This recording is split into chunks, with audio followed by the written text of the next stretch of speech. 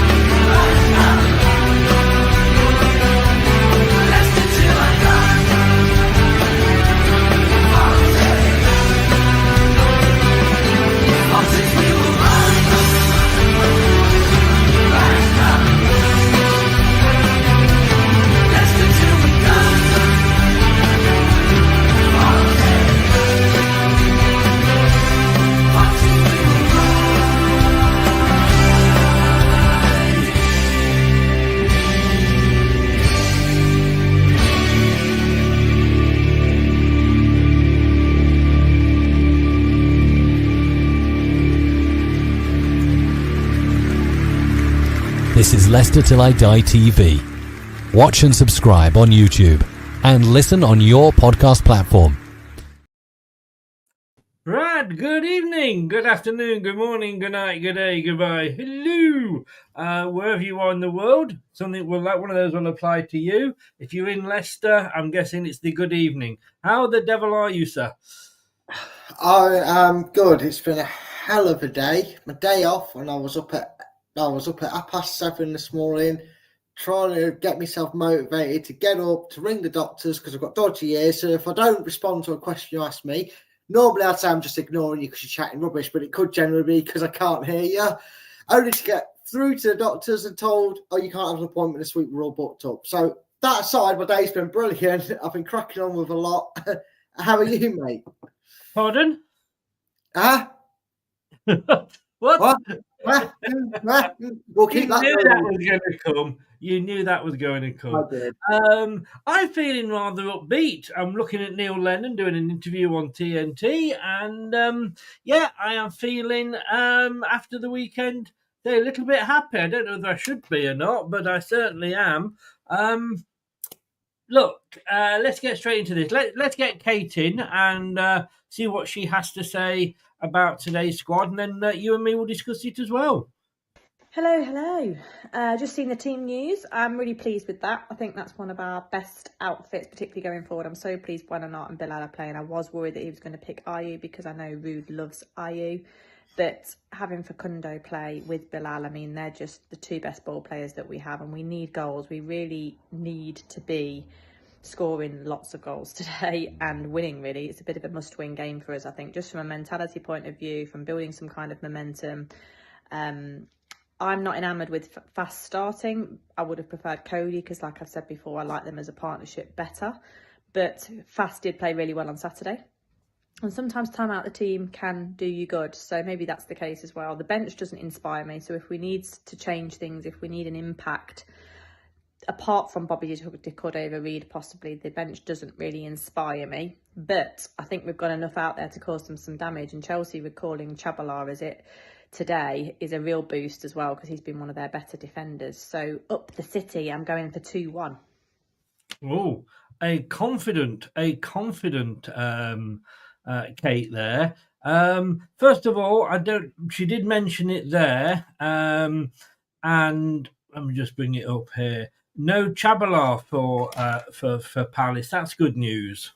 Yeah, it is. Unfortunately, we couldn't send Edward back in time for them to pick him as their main starter. Otherwise, we'd be right. The only thing is they don't want him, do they? No, that's the worst thing. It's funny that, isn't it? I don't know if it's got anything to do with loopholes in deals or anything. But we're doing the same, aren't we, Chris? Tom Cannon's come back on loan. That is heavily suggested that other clubs are willing to either pay more or pay more of a loan fee and add an option to buy, if you believe all the rumours. Amali Richards has also come back off loan. Sammy Braybook's come back off loan.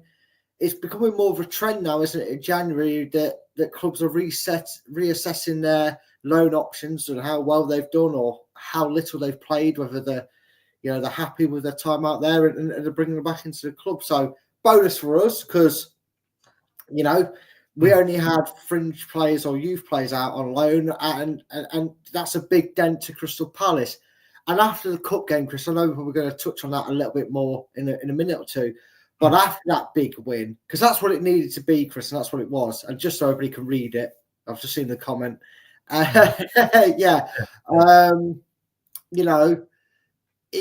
It's kind of the confidence boost we need. I don't know, Chris. I don't know if I'm confident because of what happened at the weekend, or if I'm at that point where I'm thinking, if it don't start now, it's not gonna for Leicester. So I have to be confident of us winning. Yes. Just got a few hellos there. Scott trying to completely confuse me, you little devil, Scott. I've got to say, first of all, before we go any further, a huge big thank you to Keith, who has become a member, $1.99. I did see your message on YouTube, mate, but didn't get a chance to respond to that. And then I came on and it shows me on here. So thank you very much for joining. We'll have a chat maybe about getting you on, because we do like to get the members on. We'll have a chat about that at another time. But thank you so very much. $1.99, less than half a pint a month to become a member. Interesting though, Brad. They've gone for 3-4-2-1, so they're going to be packing out the midfield a bit, aren't they? Yeah, which, to be fair, Leicester play a out of position 5 and an attack 4 midfield, because Buenote will push on in that sense, and Canus will be that extra body going forward. So it's probably best that the minimum clubs have against Leicester in the midfield is a basic 4. What benefits Leicester in that is the 3 at the back. Yes, okay. Vardy is 38 now, and sorry. Can I just? I don't think I've got the breaking news thing. No, I haven't. But Leicester have signed defender Koulibaly in £3 million deal.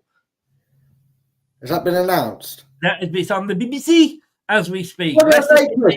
I called it before the show. Watch him come out on the pitch. I said it. They're going to do it. There you go, ladies and gentlemen. January transfer window is up and running. Get him in the squad. Take out Vestergaard. Get him in. Yeah. Well, no, take out James Justin. In fairness, James Justin. In fairness, because he's a right back, and that's what we need. Well done, Rude. That is our poorest position.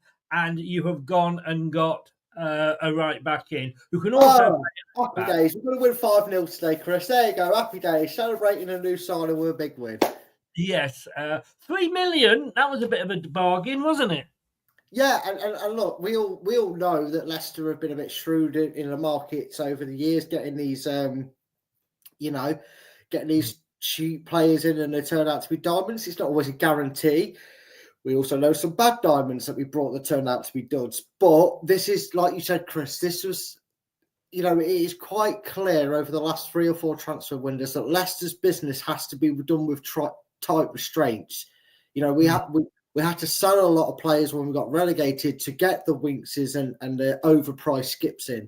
And I'm sorry, I'm going to stop badgering his ability on the pitch for his price, because it's like Maguire at Man United. It's not his fault we paid 25 million for him. My point is, you're seeing with this window, if it's rumoured to believe that we maybe looked at Walker Peters first, probably because of his Premier League experience, and that he already has, and we're put off by the 7 million price tag, that kind of tells you that we're still wanting to chance our arm with the line, but it's good to see that the first big obvious bit of business is done. Who knew, Chris? When we needed a right back and a left back covering, and our former manager brought 455 midfielders for us, who knew that this manager could say, we need a right back in January, I'm going to get us a right back, and he does it, Chris. It's almost like his managing malarkey is easy, isn't it? Welcome, Koulibaly. It's not the Napoli's Koulibaly that's played for a few years, but it's still just as good. Yep, there you go. You can see it on the screen there. It's a French fullback, 4.5-year deal. That's a good deal, Chris, and it's wow. I mean, Who's that bloke, Chris, that does everything at the club that nobody seems to give credit to when things are going right and blame and throw horse manure at him when everything goes wrong? Is it Jamie Rudkin? Something like that. What's his name, Chris? Susan Whelan, isn't it? Oh no, that's Sarah Whelan you're thinking of. Yeah, Empire, Sarah Whelan and Jamie Rudkin. Yeah, where are you now? You're Rudkin out brigade. Now, his contract with Parma was set to expire at the end of the season. 25 years old, 4.5-year deal. That is very good. And he's made 88 appearances in 3.5 years with Parma, helping the club achieve promotion to Serie A last season. He could make his debut when we play Fulham at the weekend. So welcome along, Mr. Koulibaly. Or Koulibaly, however we want to pronounce it. But look, let's have a look at the team, because I've got to say that or in fact, let me just get a few comments up first of all. Sorry. Tom says this is Tom with his frozen balls. Foxes never quit. Geordie's in. Hi, Geordie. How you doing? Good luck to you tonight as well. Coffee. Well, I'm always up for a coffee if you're buying, mate. Is the gem? I think. Well, look, we don't know, do we? Ex-Real Madrid, is he? Wow. Canero vibes with this signing. If they lead him out onto the pitch, that would be interesting. Come on, Willie. It's not Willie. It's Wooly. After last Saturday, Jade. Yes.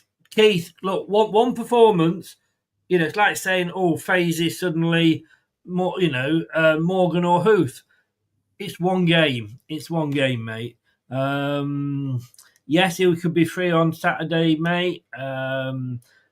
Let's piss Side and Jordan off even more tonight. Like it. George, hello, how you doing, mate? Andrew Neville says Scott. I think he was being a little bit sarcastic, Scott, to be honest with you. LCFC Forever is in. Yvonne is in. Hi. Wayne is in. Hello, Wayne. How are you? And Scott. So please do subscribe to the channels. Right. Sorry, caught up with the with the. I tell you what, sorry to interrupt you. To go on silent. I tell you what, the internet acts fast. Wikipedia already has him playing as a Premier League for Leicester City. They know their stuff, Wikipedia. They know their stuff. Oh, Chris, interesting link. Did you notice? This is now the second player Leicester have signed that from a club. Well, they didn't sign him from this club, but they signed him, and he has played for a club that a certain Riyad Mahrez played for, who we signed him from. Le Havre. Yeah, he was a Le Havre youngster. He was at Le Havre 2. He got 34 appearances and 0 goals. And he played 38 times between 2019 and 2021 for the Le Havre first team as well, before obviously the aforementioned move to. So we've got a connection. Can he be as good as Mahrez on the right wing, the right back version? Fingers crossed. So there's the team, mate. Look, I did a preview last night, and I had Kate, me, and Craig all picked teams. None of us picked that one, to be honest with you. Although FaZe, in fact, no. No, he didn't know. I'm saying Craig did pick FaZe to play with Vestergaard, but he doesn't like Samare. I got to say, look, Craig doesn't know football if he doesn't like Samare. Sumare, whoa. Look, I think he could cost us FaZe. I would have stuck with Cody. One goal, doesn't make him Lionel Messi. We've got to remember, like I said before, the 99% of other times he was shit. I've always said if you've got a structured centre back next to him, like Cody or Vestergaard, and again, Vestergaard's just come back from an injury. I wonder if the need to get him just keep him fresh so he doesn't lose that sharpness and edginess from the match, from the match fitness from not playing for a few few games, whether that was the reason he's gone in. Personally, I would have kept with Cody because I feel like if Vestergaard gets left in a situation where Wout Faes has pushed forward and he's kind of waiting on Faes to get back, I feel like what Cody offers us that unfortunately Vestergaard can't is he's got a little bit of pace to kind of either drop back deeper to allow the team to get back and get numbers behind the box, whereas Vestergaard kind of has to hold his ground. I could be wrong. We've seen before. Watch Vestergaard go and give us a lead in 3 minutes from a corner. Now I've said that. He does go up a lot. That's my worry with Vestergaard. Cody does tend to hang back more than Vestergaard does. And I think you've got two players there that like to go forward. Not for me. I don't rate Faes at all. The rumours that he's leaving the club in the summer, please God, I hope it would be true. I would have dropped Winks as well. He cost us 2 goals at the weekend. I'm beginning to believe maybe the Tottenham fans were right, that he's a Championship level player, not a Premier League level player. I'm sorry, you don't make 2 stupid mistakes like that and expect to stay in the team. For me, it would have been Samare and Skip in the middle there. Yeah, I would like to see Skip get a run in the team. I know I have been critical of him, but again, it's been a little bit more devil's advocate and tongue-in-cheek for all the stick that other fans give over price buys. And again, it isn't his fault. He's not a £25 million player, but that's what we wanted to pay for him. But he's been fairly reliable, whether he started or come off the bench. And I have to agree with you, Chris. I like Winks, and I think he's got the potential to do okay at a lower Premier League squad, which right now is what we are. It's the first season back. But he's not doing that well here. He's cost us 2 goals. He shouldn't be in the team today. Yeah, you'll go and get a hat-trick now. Well, yeah, I mean, manifest it, Chris. Let's go and win about 6-0 and have them and have a Wout Faes and Winks double hat-trick. There you go, Chris. But I do agree with you. I think sometimes managers pull players out a bit too late when they're lacking form. I think Rude so far has got it right. He's given them a game or 2, maybe even 3 if results have kind of been okay. We haven't dropped too many points. But then he kind of goes, look, you need a break. I'm sitting you on a bench. And Winks did have that time out with the injury where he had to sit by and watch, Ndidi and Samare, and who's nailed down a place in this team. I'm just saying, those of you that laughed at me about Samare getting back in this team and doing well and called him dog shite, he's one of the first on the team sheets these days, Chris. Just saying, folks. Just saying. I'm not a genius. I don't brag about it, but when you're right, you're right. I agree. You're not that good in the prediction league, mate. Well, we don't care about that. This is just pre-season, mate. I'm on about serious things. Next year, the Championship's where it's at for me, anyway, because I'm bottom. But no, I agree. We should be giving Skip the chance. I think he holds that defence.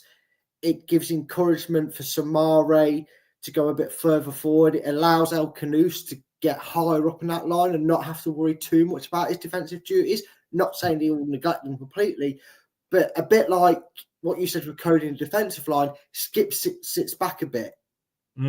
Winks forgets he hasn't got much pace and tries to go forward too much, and that's what catches him out as well. And after the mistakes, I agree. I think he should have sat him out. But definitely. He has not impressed me with a few of his performances this season, and I don't think he deserves to be in the starting lineup. But like I say, you watch him go and score, a goal like he did against West Bromwich Albion. Tom frozen balls and Enzo managed Parma. In fact, it was Enzo that brought Koulibaly to Parma, allegedly. So, yes, you weren't wrong, Tom. I'll just show off and show you a bit more information. I don't think he did. I think he's been at Parma since 2021, well, 22. When was Enzo there? I'll double check. It was a while back when you think. God, it's depressing. 5 years ago, it's no longer 2015, mate. It's yeah, that would probably been about when, because Enzo didn't come from Parma to us. He went to Man City for a couple of years, didn't he? Oh, he did, didn't he? Oh, yeah, that could be right then, yeah. Score predictions. Kate, I think, did she say she went 2-1? Yes, she did. Which was obviously the same as you. I've gone 3-1. It's a 6-pointer tonight, isn't it? Yes, it is. I kind of feel like if we don't kick on now, and that's tonight and Saturday, because it's 2 home games. You know what? Well, Wayne, you're wrong at all. You know nothing. I'm sorry.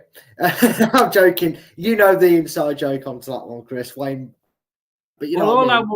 all I will say to Wayne is, your opinion is wrong.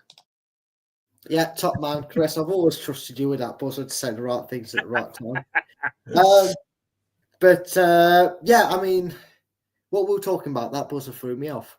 to the score prediction. Yeah, I just think we need to get going, because after Palace and Fulham at home, you know what follows? It's 2 away games, and it's not, you know what I say. Win your home games and get points away from home, and you'll do all right. You'll stay up. You might not, might not raise any roofs or do anything special, but you'll stay up. And Leicester need that this season. And maybe for the next couple of seasons, if we stay up, Chris, we maybe got to do a bit of, actually, not go and win the Premiership again. We can't be that fancy about it. We've got to build ourselves this time round instead of just going straight to winning it. Get bored and skip to the end, sort of thing. So we just got to win these games, Chris. And I know I went 2-1 in the Predictions League. We still can't stop making mistakes, Chris. And you pointed out the QPR game where, brilliant, we won 6-2, but their 2 goals came from 2 giveaways. And if Championship clubs are able to punish us in 90 minutes, we know what Premiership clubs do to us in 90 minutes. I think we'll win, and I wish I could change it because I'm trying to manifest it into being changed and happening. But I can see this being another high-scoring game. 4-2 would be my new prediction. This is my live on air seeing the team prediction. Don't worry, if it happens, I won't give myself a bonus 2 points in the Predictions League, even though I need them. Bloody hell, you need them. Well, I have gone 3-1. So, yeah, I've got a Buenete, a Bilal, and a Mavadidi goal for me. While I'm thinking about it, did you add Wayne into the Prediction League on Twitter? No, you forgot to remind me. I didn't actually. I reminded you when I added his scores into the prediction. Yeah, what I mean is you forgot to remind me after the reminder. Yeah, again. I assume you wrote his down and sent it to me anyway, didn't you, in the picture? I copied and pasted it into the group.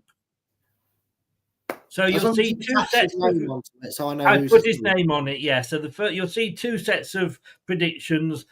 You'll know which one's me because I got 2 right, 1 right yesterday. You'll know which one is Wayne. He got 2 right yesterday. So I take him out. No, I'm not having this. VAR. No. He's catching you up already, Brad. I know, he's only been in a week. 4-2 to who, says LCFC forever. There you go. Just in case you can't tell who I'd be predicting to win. Give yourself double points in the Prediction League if you're through to... No, Scott. No, we want to keep him down the bottom. No, Chris, let me have it. I'll probably get double points, and it'll be 2 points because I'll get a point from the West Ham game, a point from the Leicester game. That'll give me 4 points if you allow me to double it, and then I'll get Booker up for the rest.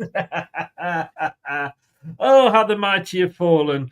2 times Premier League prediction winner, and he's down there. Look, 7 points we're behind Palace. We need this, and we need this bad. Yeah, we do. I mean, luckily, over this stricken period for Leicester, 5 league wins without 5 league games without a win, and minus the Wolves games we were always going to struggle to pick up something.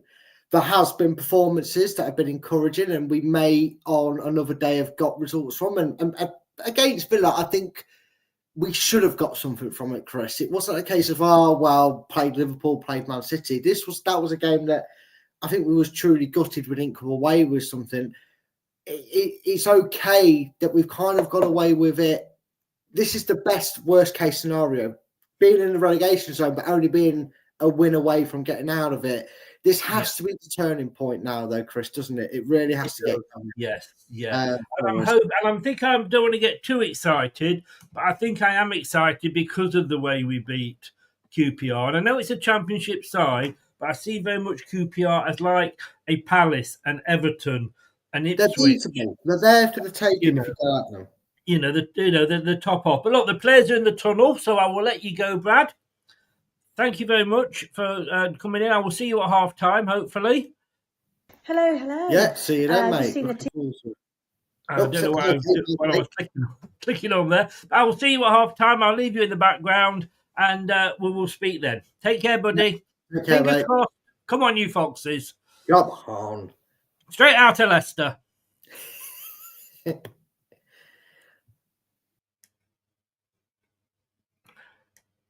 So, players are coming out. It is Leicester Till I Die TV. Please subscribe. Please smash the likes because this is the Watchalong.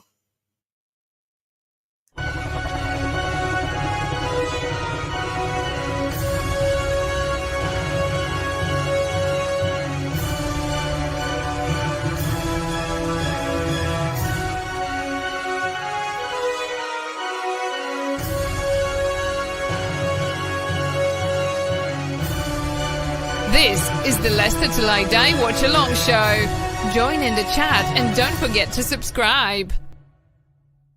I will love it if we beat them. Love it. Love it indeed. Love it indeed. Here we go. We've got some mods in today. Scott, thank you very much. Nate was in. Gray, of course, is in. Can I just say, if I'm watching the match and I'm ignoring you, it's because I'm watching the match. Says at the bottom just there, no spoilers. I don't just mean this game, I mean any game that's being played tonight. I will keep up to date with the scores. You wait until I announce something on here for it to for you to celebrate. If you don't, you're kicked out. If I kick you out, it's a permanent kick out. If the mods kick you out, it's a 24-hour kick out, so you won't be back in before the game. Don't ruin it for everybody because we're all at different stages of the match. We're all watching it at different times, depending on what link we're watching it via. 18 games left, indeed. Kate's flashing. We should be so lucky. I got 3 points on a Desmond yesterday with Chelsea, so there we go.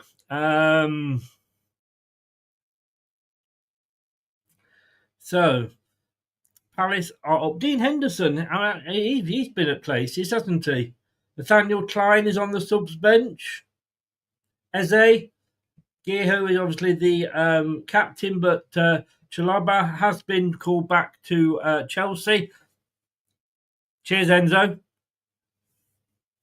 But please do remember that about the spoilers. And like I say, if you say, "Oh, Chris," to you, and I don't answer, it's because I'm not looking at the chat at that particular moment. But the mods will answer on my behalf because they're like that. The kind, the good. Subscribe to our YouTube channel now and make sure you never miss another upload. Leave a like now. Ring the bell and never miss another video. Indeed, and we are about to get underway. They're having group hugs on the pitch. Ruud van Nistelrooy there.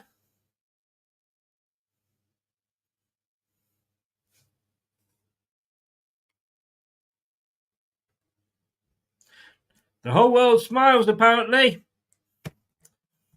That's what they are singing.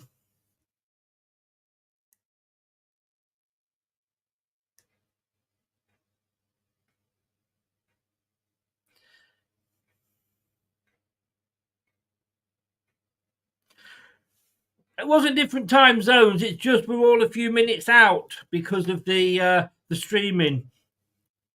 And we're away. We're kicked off. Leicester City in all blue.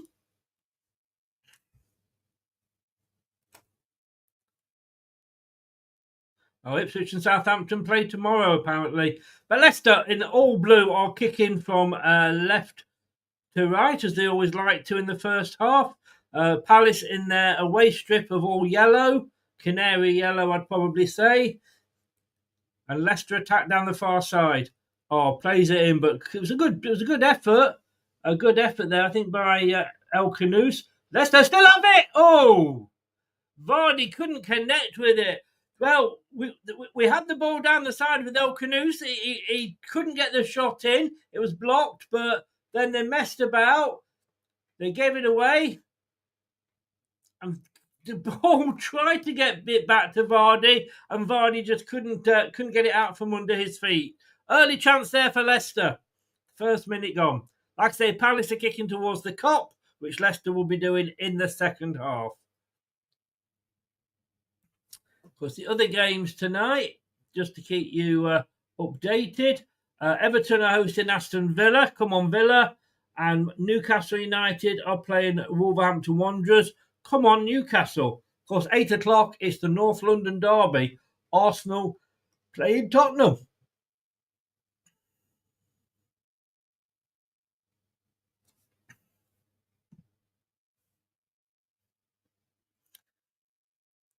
About Faze plays it up and over. Vardy's after it. Vardy shoots. He was being closed down. I've got to say, all right, here I go. My first dose of humble pie. Faze played a lovely ball over. Vardy runs onto it. He was being closed down. He did have to hit it first time. Right-footed. It did go past the post. I think the goalkeeper had it covered anyway. But look, it was an effort, and it was a good pass upfield by Wout Faze. You could argue that it was an up and under. At the moment, Leicester give it away.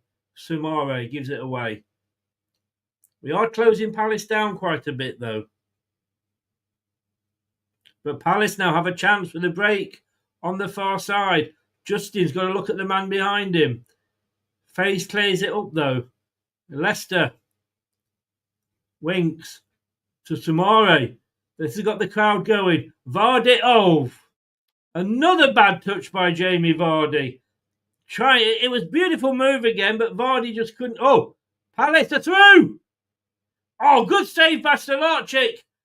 And Faze just boots it upfield and out the way.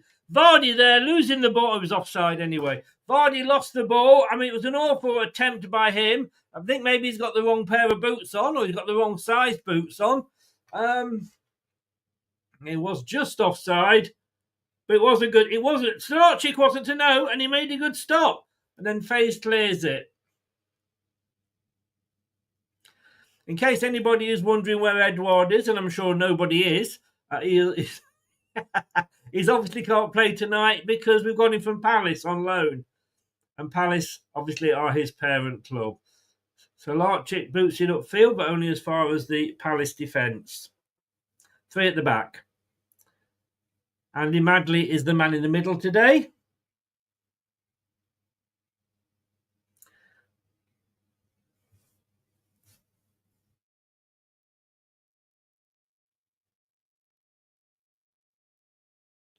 The assistant VAR official is Mark Scholes.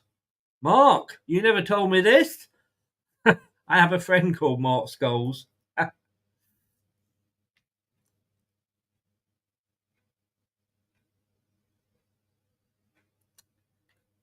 The Robbie Savage on co-commentary. Leicester coming away again. This is a good start by Leicester. Out to James on the edge of the box. Gets it onto his left foot. Tries to chip it in, but he can't get it. He can't do that. But Leicester win it back. This is good play by Leicester. Good play. A good start.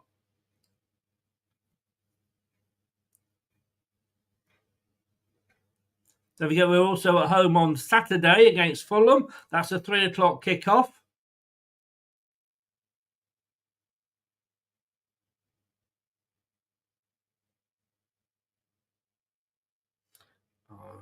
An attempt at a through ball didn't quite come off. And I think that's been pretty much the story of a lot of our season. is that we're trying things and they're just not coming off. But Palace are coming away now, just inside the Leicester half. Player's got options now to his left. Chips it over, though, to his right. Dealt with there by Christensen. But again, he was offside, which I thought he might have been. What do you think of Leicester's start so far? Yes, Prashnat, it is encouraging. Mads, I think he's 2 or 3 games off possibly coming back. Stefan, yes, positive shot.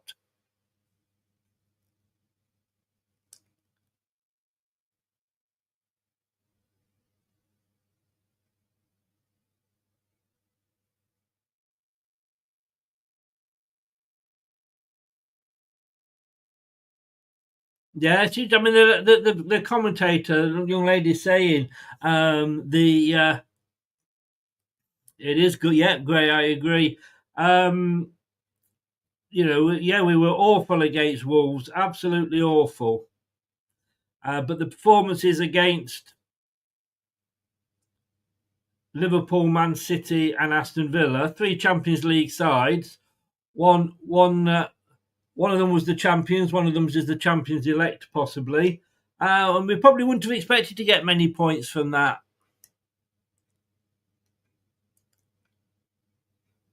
If we're honest.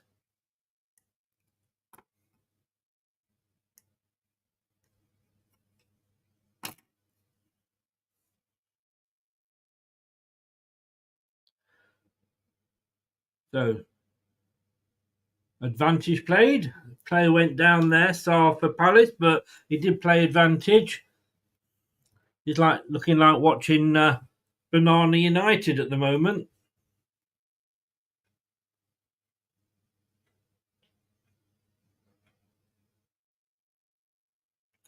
The ball plays through, but is well dealt with by Wout and gets it back to Stolarczyk. 7 minutes gone, 0-0.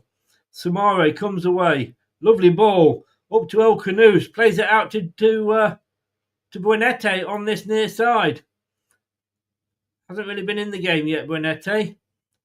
Wiggs chips it into the box. Headed clear, though, by Palace. They can't get it clear, though. Mavididi. Christensen into the box. It's a high up and under one. But again, comes to Winks. Plays it back to Vestergaard. At the moment, Leicester are having the majority of the possession. The crowd are getting behind them at the moment. The crowd are feeling that something might just happen. But of course, this is Leicester. We have to do something very, very early. It goes all the way back to Stolarczyk. We have to do something very early because we've stopped doing anything early.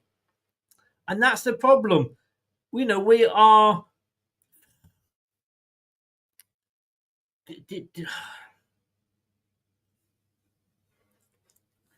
whenever we're on top, we don't take advantage of that, do we? An easy ball for the Palace defender to head back to Henderson in the Palace goal, who just rolls it out to their number 5. Palace only lost 1 in their last 9, apparently. Oops.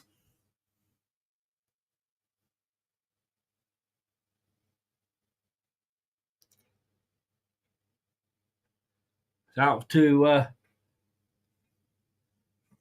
Mitchell now, who plays it inside, keeping control of the ball, switching it across to the opposite side. But Christensen gets his foot in. Gives the ball away. Wasn't a foul. Now can Samari get away? No, it was a little bit too heavy for him. That's a foul, though, to Leicester. Referee there, fair play to him. He's played a couple of advantages, which is good to see. He's not been stopping the game. And there was just outside the box, a Palace player that went down under a challenge. And the referee said, no, carry on.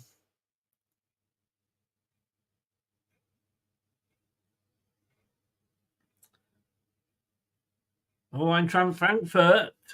Glasner was their manager when they won the Europa League against Rangers. Wow. 45 of you are in. Please subscribe and please smash those likes. Winks in the middle. Gets it out to Justin on this near side. I've come to tell you what he's going to do because the linesman just jumped in front of him. Well, between him and the camera. It goes all the way back to Faze. He'll probably pass it all the way across to Stolarczyk. So again, another attack where we've ended up back with the goalkeeper.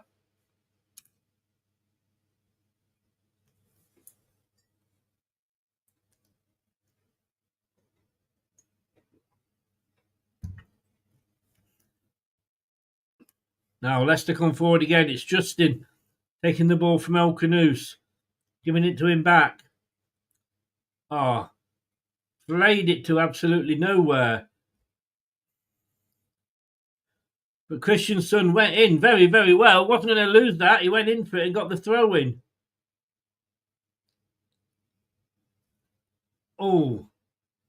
That was unlucky Samari there. But he gave the foul away. I'm not sure he would agree with that.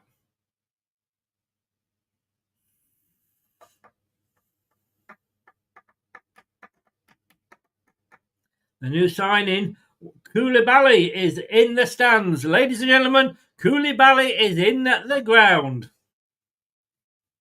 He's in the building.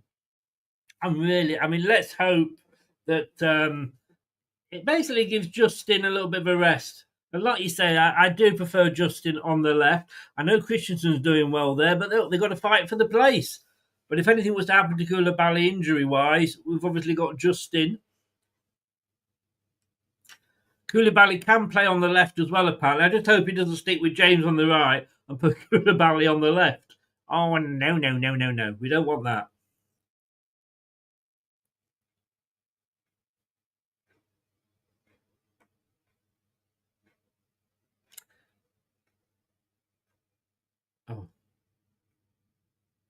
Bit of a mess up of the play there by... and good overlap here for Palace.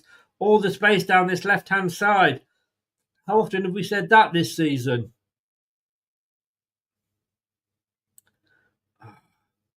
Thank God they made a mess of it.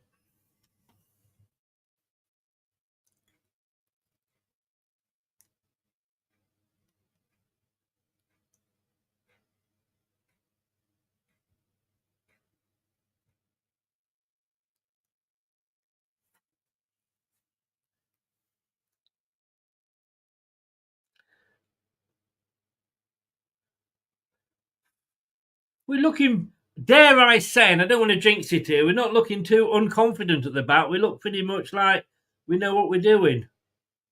Then again, you've only got to get one bad pass from Harry Winks. Wow, 23 seasons here at this what is the KP. Oh, lovely move by Leicester. Bernete is free on the far side. Mavididi tries to go himself, which was a bit selfish, I think. Winks tries his luck. Oh, El Canoes, that was probably a little bit too far out, if I'm honest with you.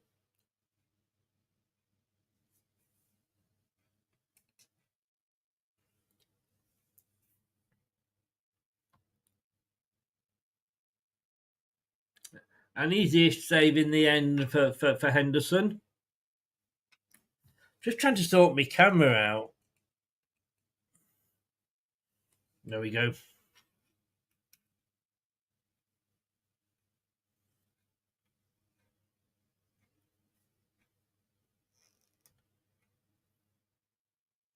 Headed clear, but only as far as the Palace player.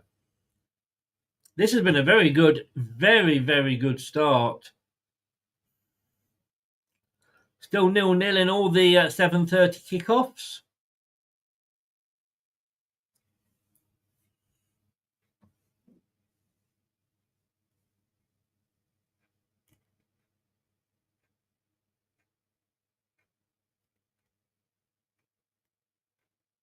I did ask Craig on the preview yesterday, would he take a point?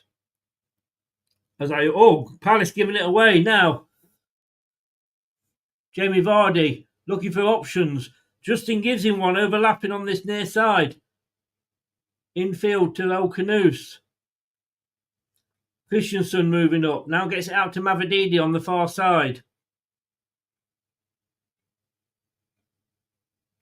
El Canoes into the box, but easy enough for the goalkeeper to come and take. We're looking good, and that's the difference. We are looking good. Just see if I do that. I can probably do it a little bit more. There we go. Okay, I like to be comfy. I do like to be comfy.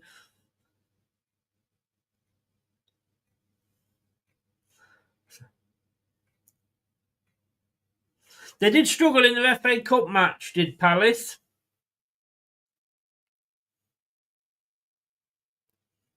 They only beat Stockport County 1-0. But before that, they drew with Chelsea, beat Southampton, drew with Bournemouth, but they did get stuffed 5-1 by Arsenal.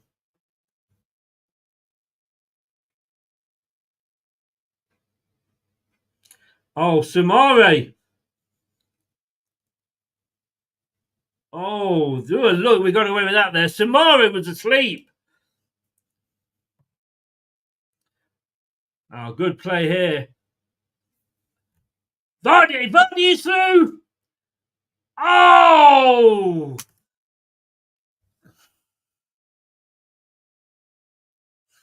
And he was offside again. Now, we're saying that a lot this season, aren't we? Vardy offside. Oh, that was tight. That was tight. But Vardy should have done so much better there. I asked the other day, is Vardy past his sell-by date? Past his best before date? I mean, it was offside anyway, but...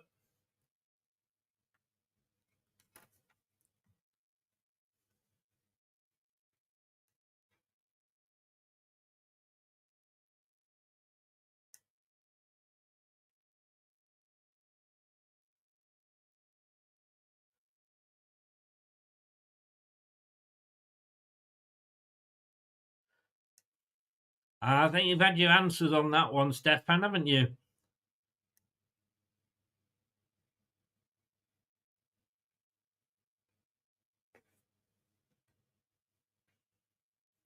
There's a Crystal Palace player just at the moment.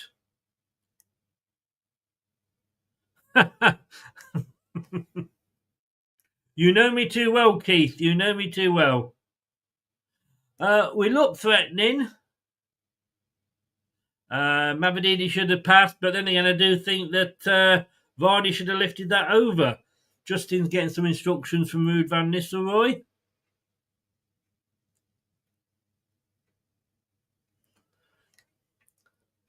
Jim saying, yeah, we are.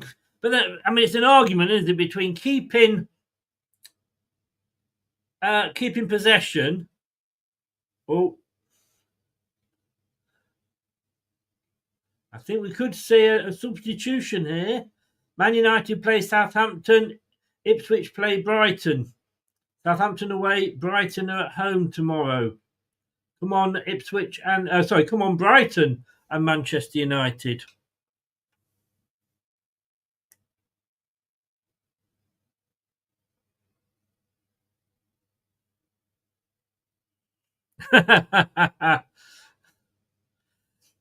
Nate, hiya Nate, how you doing, mate? I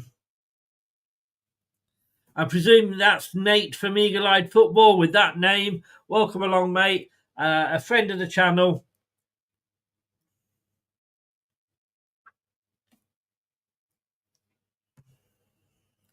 No, I think, like you say, Keith, I think we're looking because his age.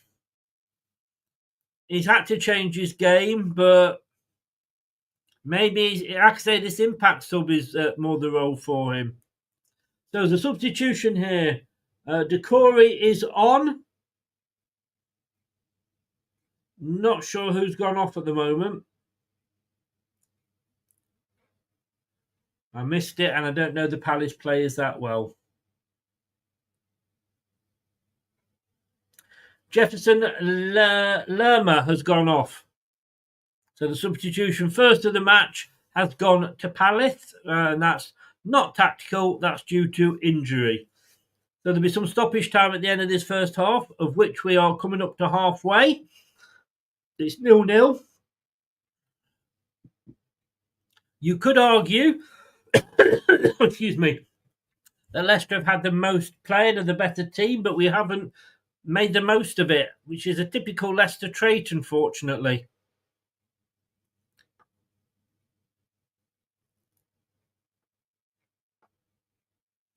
Now, it doesn't look like they're missing Chalabar at the moment. Well kept by Leicester there. Winks getting it back to Christensen. Plays it past Vestergaard to Faze. Winks now.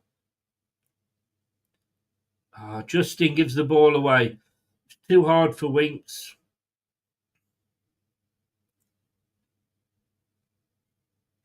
But Leicester and Vestergaard. Lovely ball to Mavididi there. Oh, Canoose is playing so well. Mavididi looking to trick it. He can't score from there. And he doesn't. Mavididi.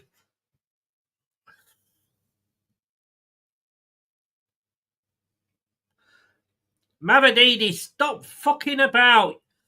You're not Messi. Yes, you get the odd goal here and there, but you're not the only player on the pitch.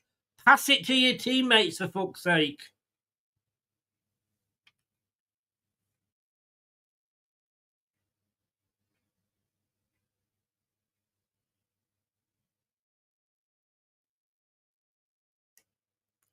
Hi, Yvonne. Thank you very much for those kind words. Well, we're enjoying it because we're not losing at the moment. Now, Mavididi needs to realise it's not all about him.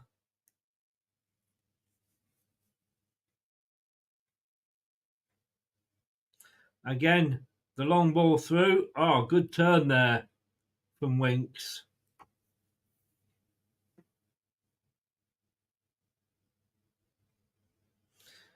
Maybe he's going to prove me wrong.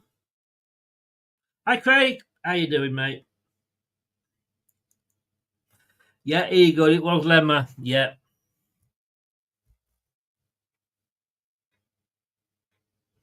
"22 likes. Come on, guys. It's free to like the video, and it does really help the channel. I do this for you. The least you can do is click that like button.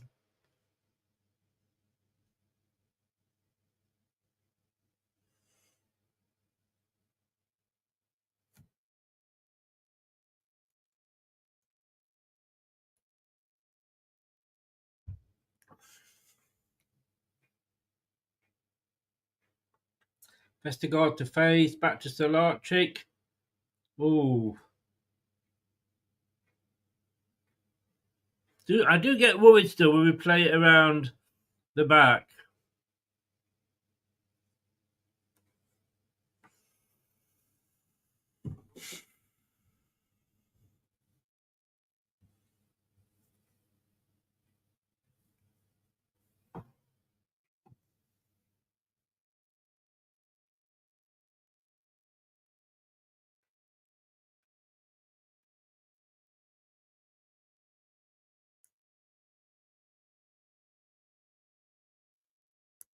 We need a win. We do need a win, Leicester City.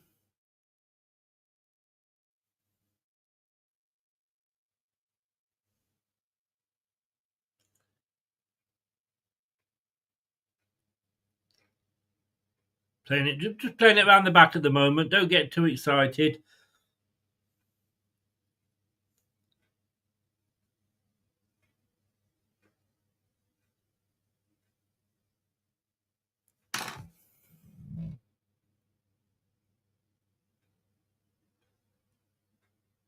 Here's Leicester's tactics at the moment. Pass back, pass back, pass back.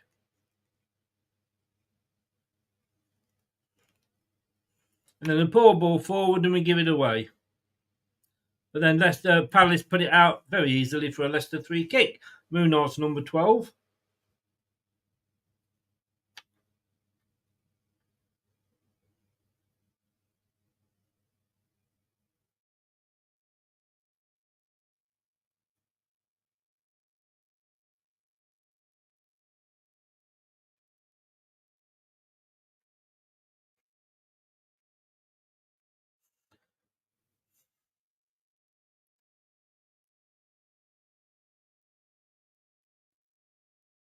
Given away again. And then Palace give it back to us. Oh. That was unlucky. In fairness, that was unlucky. We tried to play the ball through and it was just cut out. Otherwise, we would have been on. Then again, if it had been Vardy, he'd have probably missed it. I jest, but do I? We should have gone forward. So Palace give it away again. Lovely ball to James on the right. He's got space. Oh, clips it in, but doesn't get it past the second defender who heads it out, and he's going a bit mad. Good move there by Leicester, but the cross from Justin let us down.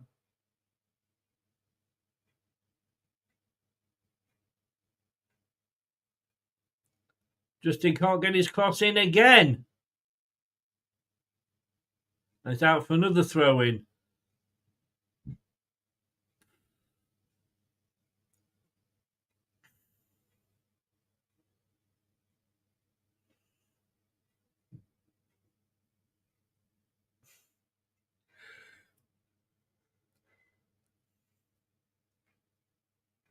And it's a third throw-in. All in the same area. Just get it forward, Gray. Justin with a throw-in again. Third throw-in in about 30 seconds. Justin, he does get it across this time, but dealt with a little bit by Palace, but Leicester still retain possession.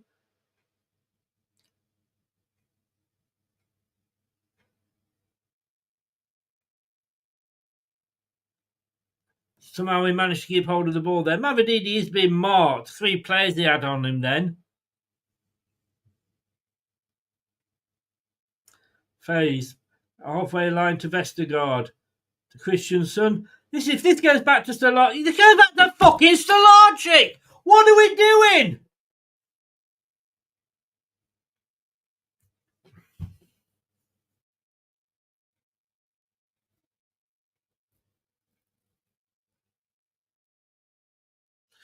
For fuck's sake!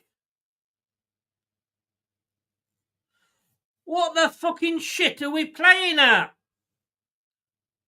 Give the ball away again.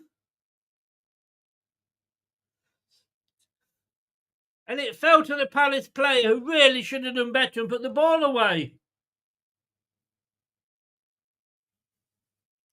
Richard, I know what you mean. Leicester City.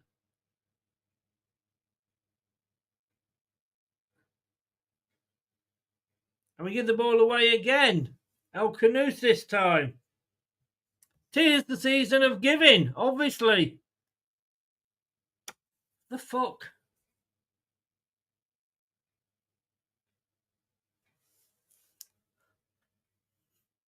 Coming up to 30 minutes gone, 28 minutes, and it's 0-0 in all of the games.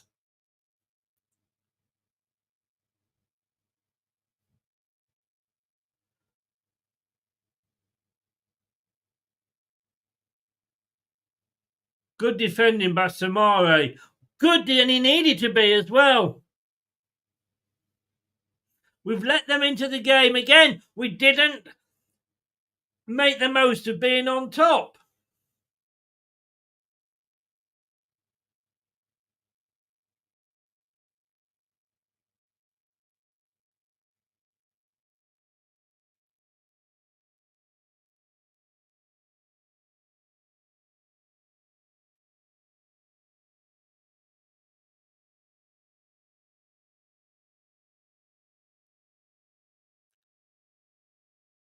Just showing that Vardy chance again. He should have scored.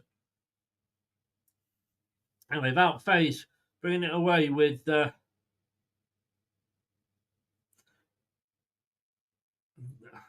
Again, trying to... Justin played a good ball for Vardy. And it was an excellent through ball. Vardy, I mean, he had 2 defenders on him. But he has managed to get the throw in.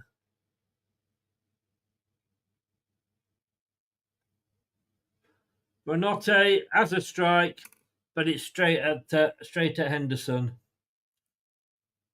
Arsenal Spurs have kicked off. Only 2 minutes gone, so that's still 0-0 as well. At least Bonetti had a chance.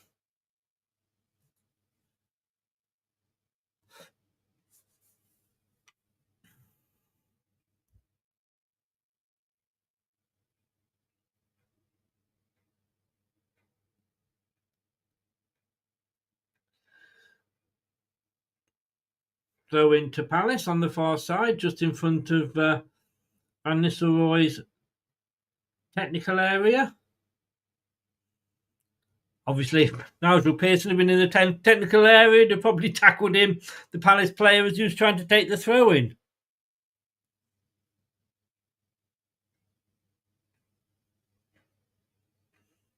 Good header up front there by Justin, but Palace have got it back.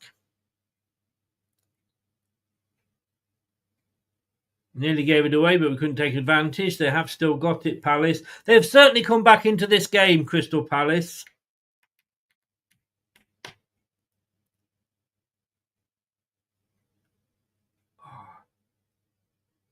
We're playing dangerously here, Leicester. We can't at the moment. Now it is Leicester that can't get the ball away.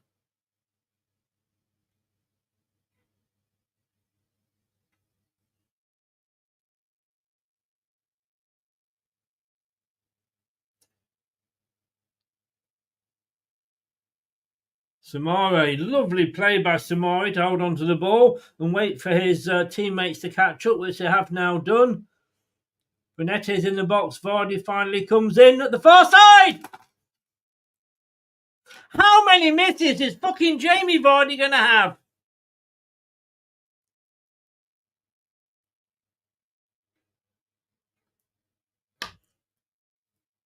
I'm asking the question, is Vardy past it? I mean, Jesus Christ. I'm going to say all I can say there is he schlupped it. He looks at the ground, but sorry.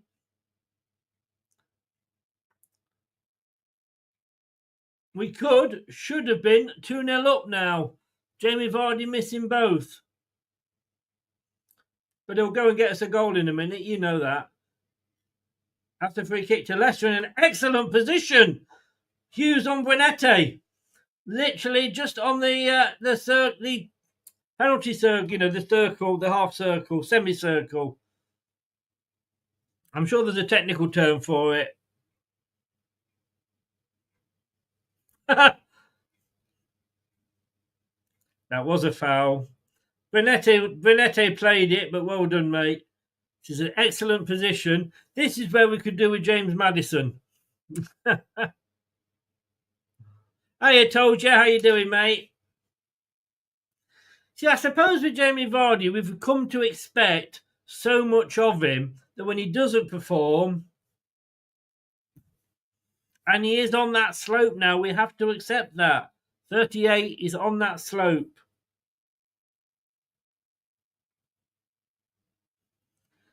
James Justin puffing a little bit. And if I did as much running about as he does in the match, I'd be dead. But no, it's a fair point, told you. But like I say, maybe it's his standards that are too high. This is an excellent position here. 3 players over it. Winks is on this near side. Nobody's picking him up at the moment. Bonetti, is it going to be Bonetti? Looks like it is.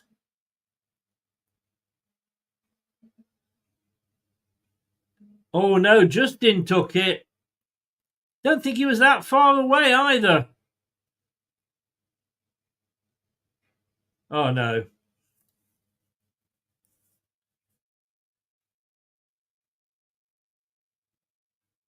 I think it was far away, Robbie.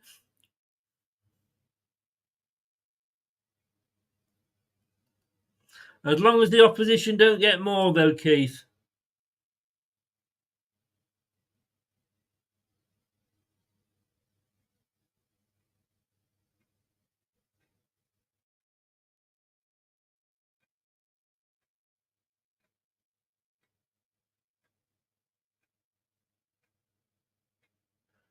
The referee's just holding play up here.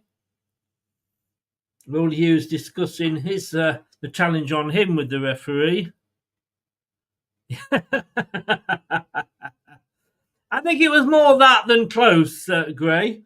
From one angle it looked close, from behind the goal, bus driven through it.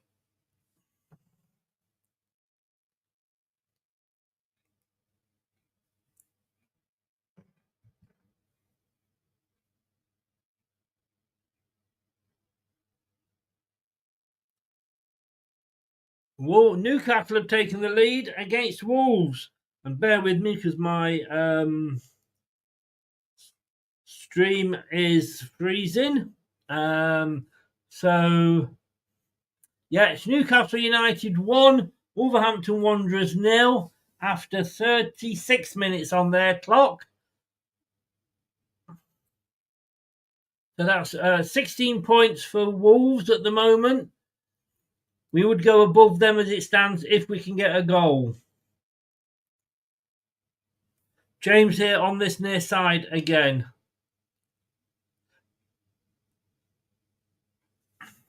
But we give it away too easily.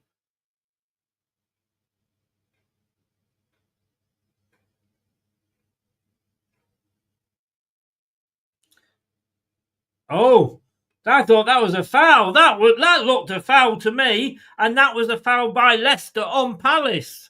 But now, Leicester breaking away. El Canoes.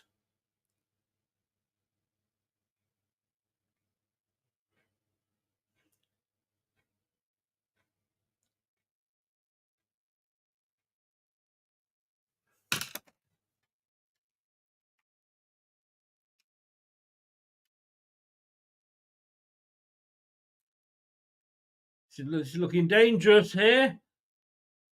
El Canoes back doing his defensive duties. Vardy back there as well.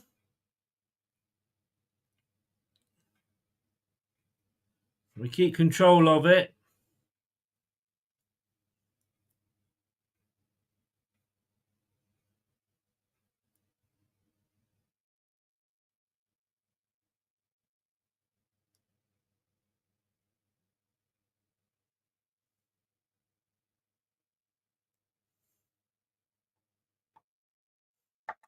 So it's Leicester on the far side with Sumare.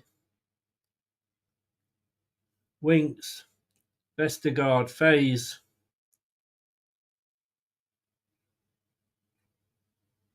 Plays it forward by Sumare and given away again. Then Palace do the same. Nice 1-2 here. Brenette to Vardy. He's generally had two round him as well. They are when we are attacking, they are back in numbers, Palace. Not saying they're parking the bus, but not so far. 51 in, get smashing those likes, please, guys.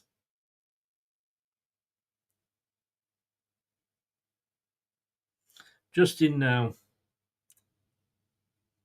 Oh, that was a good ball to Vardy.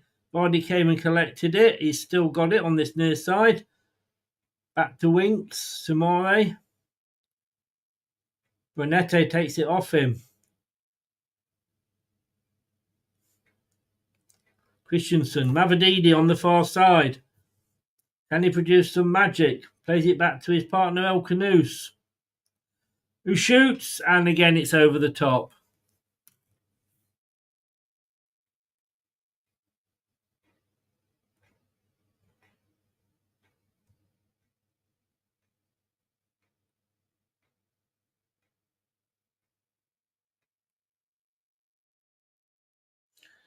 Expected goals at the moment, 0.84 for Leicester, 0.33 for Palace. We've had 64% possession so far. We've had 11 shots to their 2.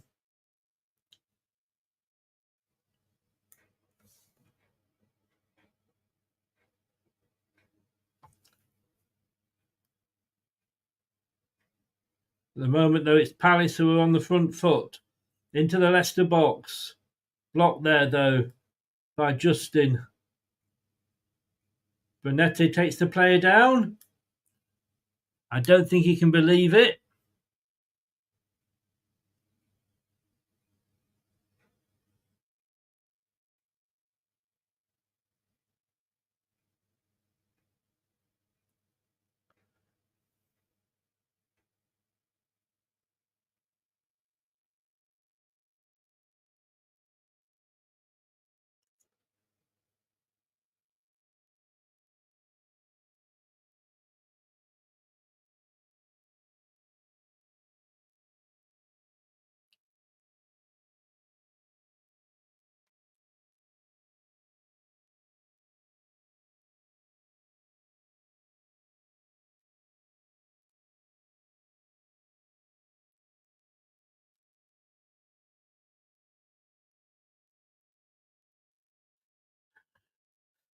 I mean, they're talking about the placement of the ball. It's nothing that Leicester wouldn't do. Headed clear, though. But it's only as far as Palace, who hoof it back into the box. Christensen heads it out, but Palace are still in a dangerous position. There's an up and under. Can Vardy do anything with this? Yes, he can. Oh, Vardy, you had help! Fucking hell, Vardy! Get off the pitch at half time! Trying to do it on his own again. For fuck's sake, Vardy. Fuck's sake. Vardy, get off the pitch! You passed it!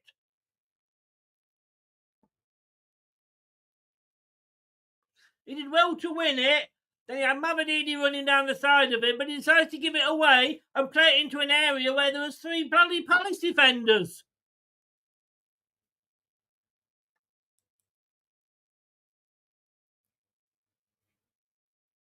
Jamie Vardy is shit in this game.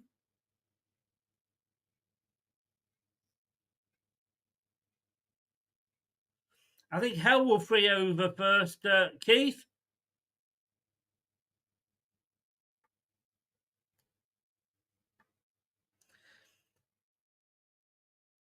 Is Vardy more concerned about doing the Eagle celebrations than actually winning this game?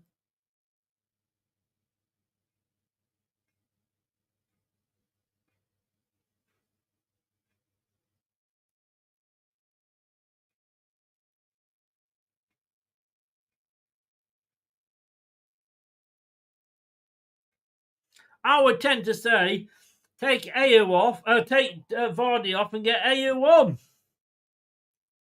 Yeah, exactly, Prashnat.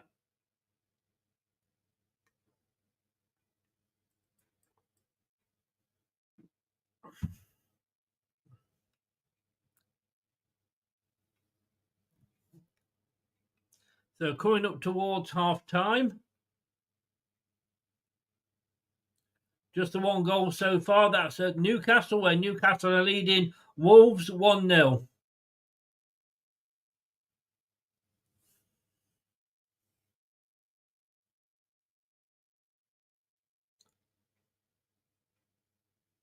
Just waiting to see what it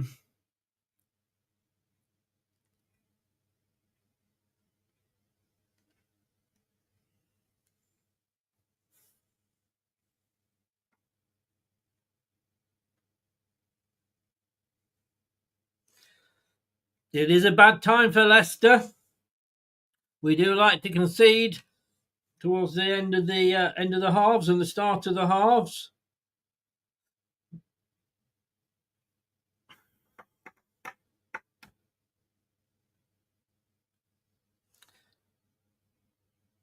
Good defending there. I think it was Vestergaard. Now Brunetti running away with the ball.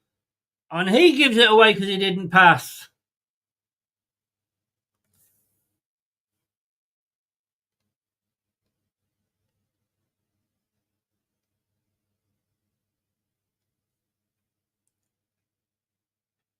Oh! Hughes with a shot there that was over the top.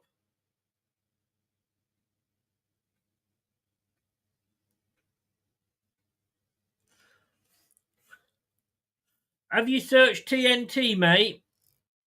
Wayne, have you searched TNT?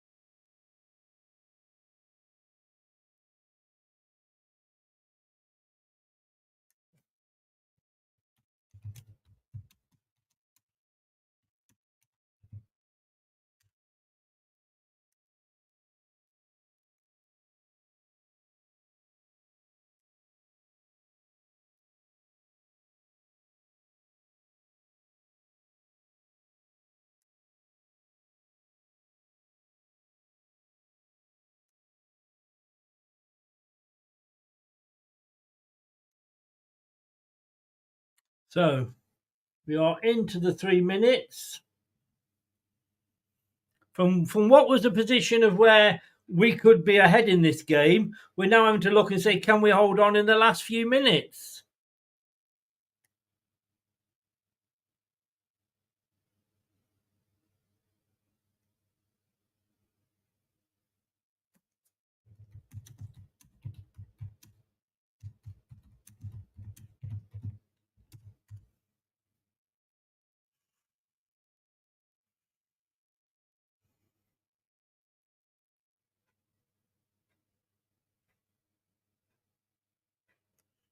Keith, I think so.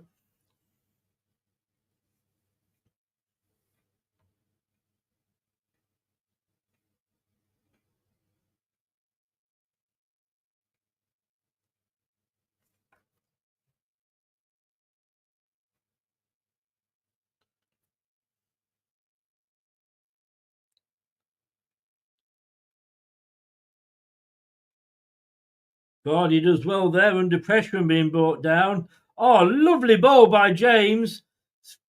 Can't get over. It's a corner for Leicester.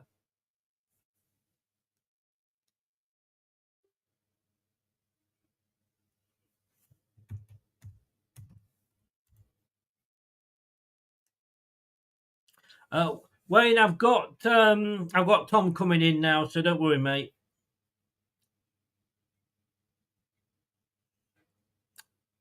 Can we get something here at the end of the first half? El Canute, right hand up, corner on this near side, in front of the away fans.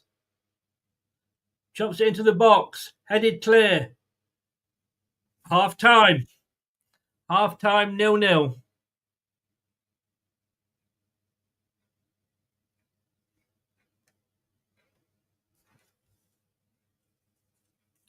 It's his first goal in the Premier League as a 28-year-old. They said that's what Jamie Vardy's looking for. It's just a shame he's been shit. But look, I'm going to go water the plants and do all that stuff. We'll be back with Brad in a few minutes. As they say, don't touch that dial.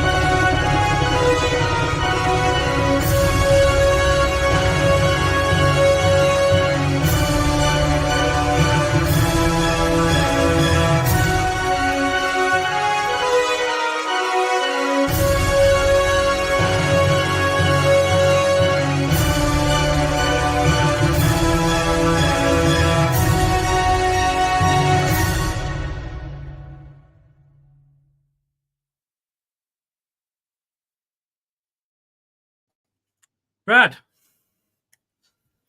Hello. What the fuck? Vardy, I'm sorry. Get him off at half time. Get Ayew on. Get Edward on. Get Craig on with a pair of football boots. Anybody can hit the fucking target. Vardy is past it. He's had it. I'm sorry. Looking at that game, he should. If any player should be swapped at half time, it should be him. I'm going to say this to kind of back it up before people kind of go, oh, Chris, you just blah, blah, blah, blah, blah, blah. If that was any other striker on the pitch, he would be getting castrated in the comments right now. Yes. Prashnat's just made that point, actually. Yeah. If that was Daka, if that was anyone else, Ayew, absolute castration. Get him off, do this, do that. It's frustrating because the majority of that performance was really good. We were attacking. Palace are playing that, three in front of their defensive line to really, try and limit our options, which they're doing quite well, it has to be said. Annoyingly, but it has to be said they are doing that quite well. But we have wasted some really good chances. And I'm going to further back your point with Vardy maybe being that impact, well, definitely for me being that impact sub now this season. That sort of ball he got for that one-on-one, Chris, is the stuff that Dak has been praying for when he's on the pitch. Yes. Give me the ball, 10 yards in front of me, 5 yards in front of me, whatever. I'll hold the line, I'll run him through, I stick the ball in the back and let one do that. Pretty much every goal he's scored, Chris, for us this season, not this season, sorry, in his lifetime at Leicester, has been that way or another, or he's had no time to think about it. I remember one goal he scored against Man U where he just sort of swung a leg and it went in the bottom corner, right? He scores his goals one or two ways, just Daka. No time to think about it. He hits the net or let me run at it. Look what he did with his only goal this season for us against West Ham, Chris. What did he do? Beat the defence's ball, knocked it in front of himself, ran onto it, dropped the shoulder, so he went that way, smashed it into the roof of the net. I'm sorry, but we've been asking for 3 seasons now, what we're going to do when Jamie Vardy's replacing him. Well, bugger all if we keep relying on him at 38. Look, Jamie Vardy is like a dog after a bone. I can't credit the work rate enough. I cannot. I will argue. I will die on this hill, as someone once said, arguing that point. But if you've ever seen Toy Story, I know, hold on here. This is a long tangent, but it's getting somewhere. The dog in Toy Story, Chris, when it starts off as Andy really young, and he's really young and energetic, and then like the new one, he's about on his last legs. You might not know it. People in the comments might know him. But the same point is, an old dog, Chris, thinks it's a pup, tries to run like it's a pup, doesn't realise it's not a pup. And that is Jamie Vardy. I think he thinks he can still score the goals he did in 2016, 17, 18. Still thinks he can hit the target like he did in 2016, 17, 18.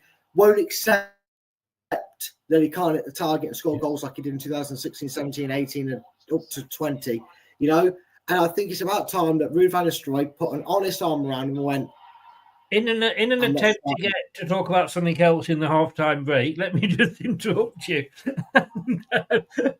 Mavididi, Renete, they're all past the fucking ball.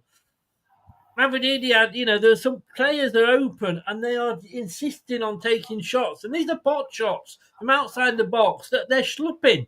And it's frustrating me because, again, we are on top and we don't take advantage.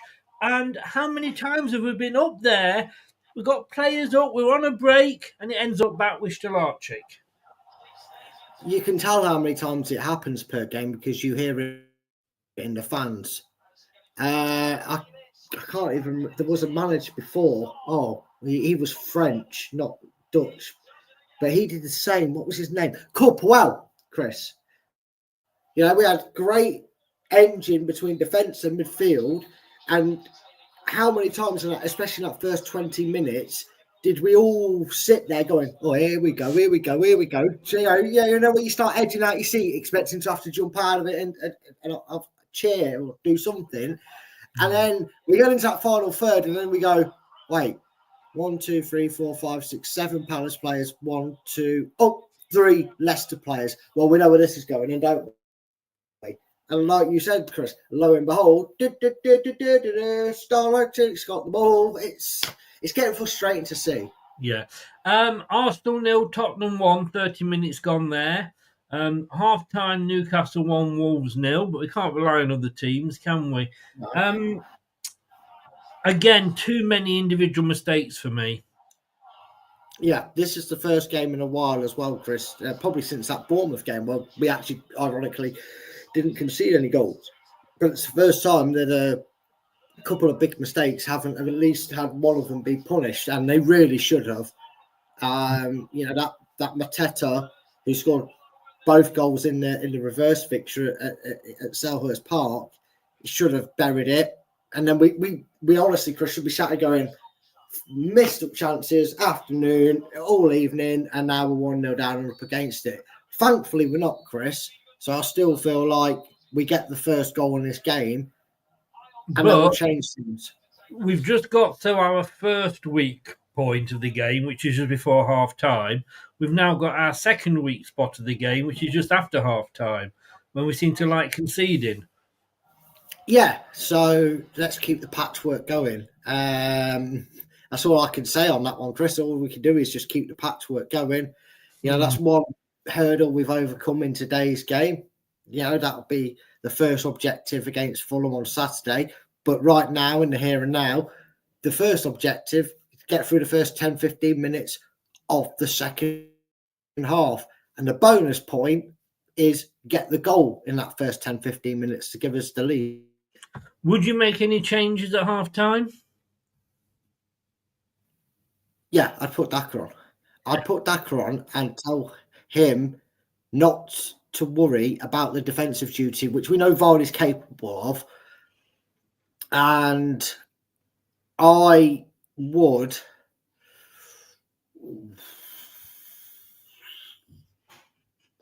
The problem is, Chris, there's not many changes else you can make that can really impact the game.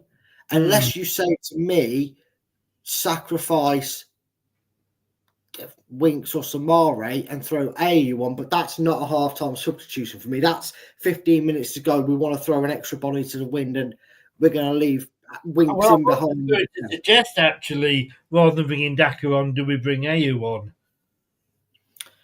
No, I think you go like for like, and you really just... That midfield's got to be more involved in the attacking sense, because sometimes, Chris, and I know he was a bit indifferent throughout the game, but sometimes Mavididi was left wanting the ball. And by the time it got to him, it's as if he kind of went, "Oh, cheers." Yeah. Now look. Yeah. You've done that to me again. If you'd have given me the first pass and not 3 passes later... Oh, do we not give it to Mavididi because we think, well, all he's going to do is have a go on his own?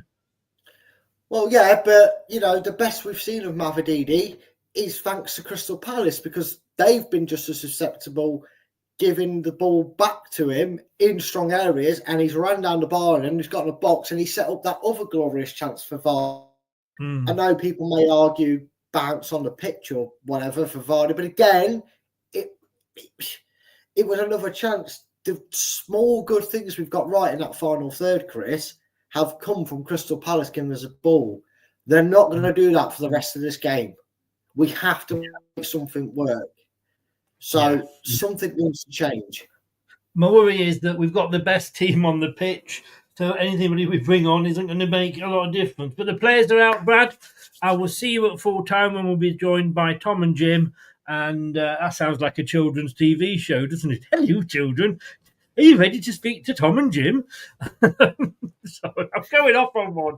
I will see you at full time, mate. Take care. See you at full time, mate. Take care, everybody. Brad will be back with us at full time. And let's just get ready to go in the second half, because we are about to.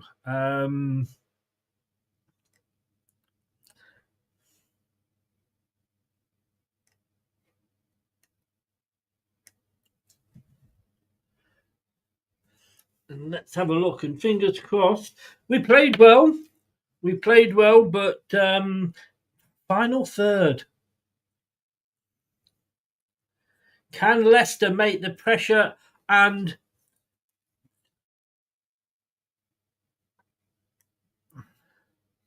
we're off. Second half. Leicester City 0, Crystal Palace 0. Leicester in all blue.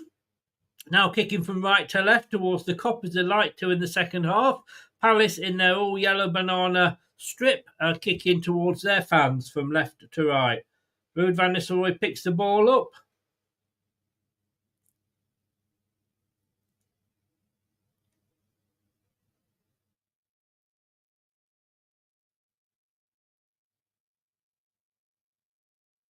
Leicester managed to somehow get the ball.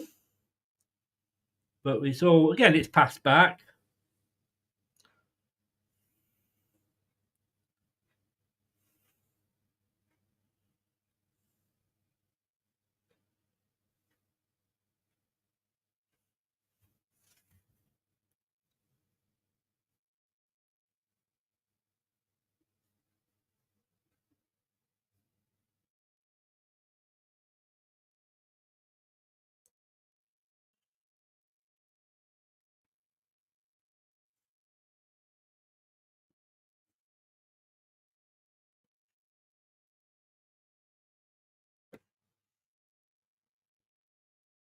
So, to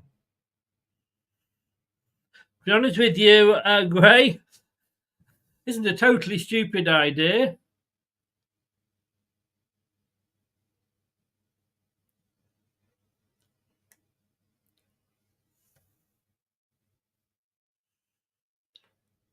So if we can get, and this is the 6 point, these are the teams we need to be beating. We can't beat teams like Palace, Everton, Wolves, Ipswich, Southampton. We are down. It's as simple as that.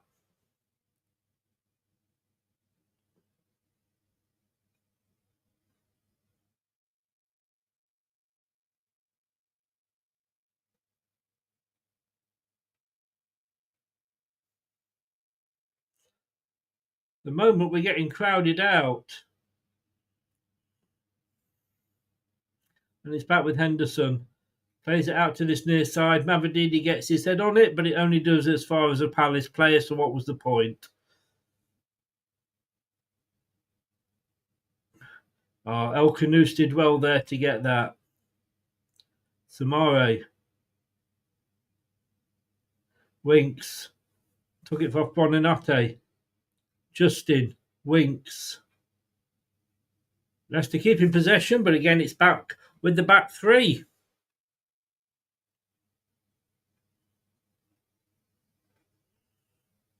And we give the ball away. Who knew?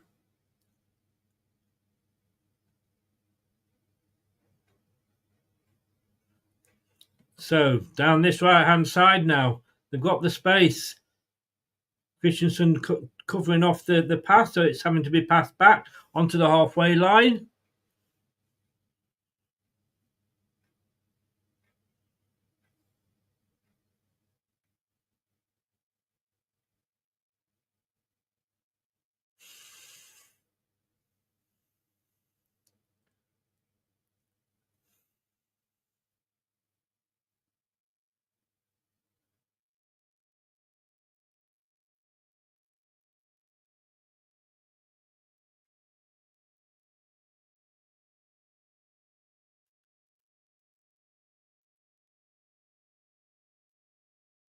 Palace has started this second half better than they started the first half.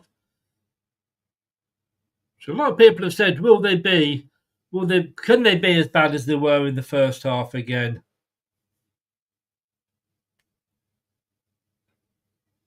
El Khanous doing his job there.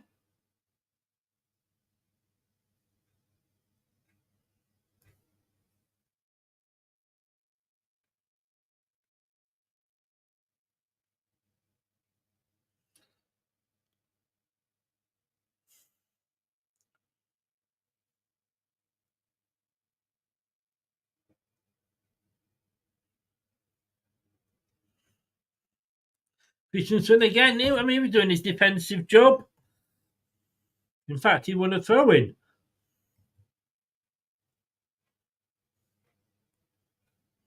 Everton 0, Aston Villa 1. The return of the Messiah at the moment. It's not working for Everton.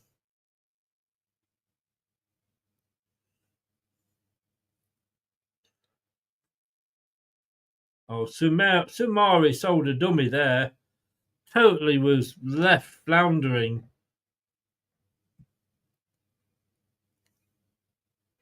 Arsenal have equalised. Arsenal 1, Tottenham 1.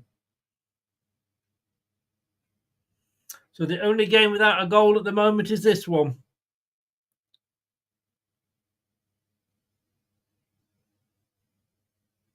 So into Leicester on the far side, just inside our own half.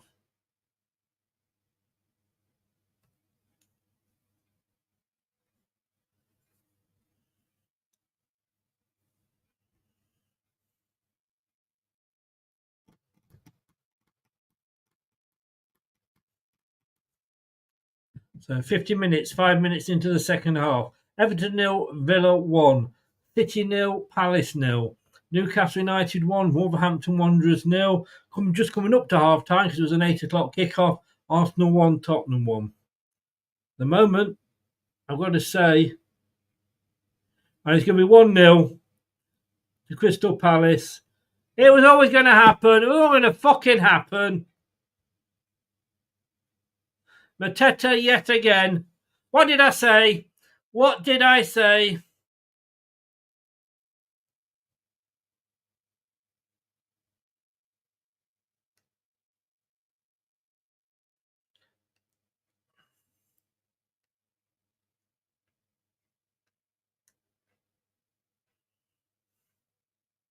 What the fuck, Leicester?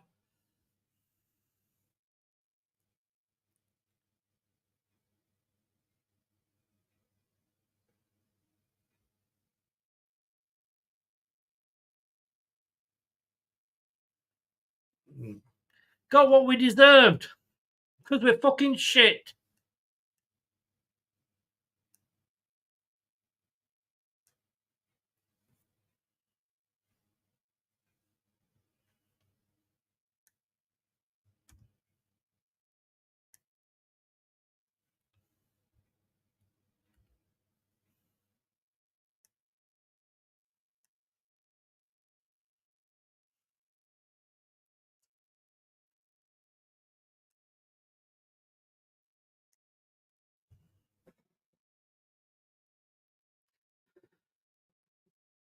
This is Vardy's fault that we are 1-0 down. Because if he'd been any fucking good in the first half.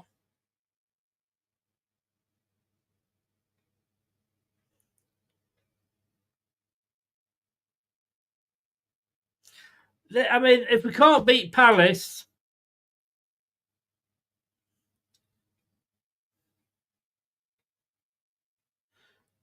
You know, they're on top now. They're on top. They are the better team.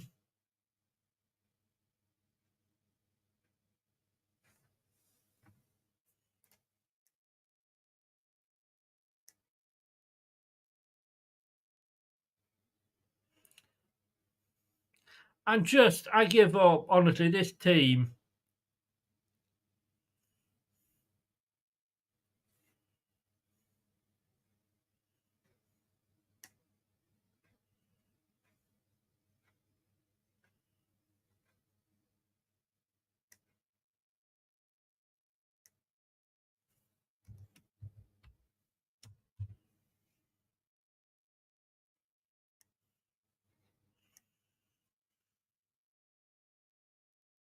Nobody, Keith, I don't think.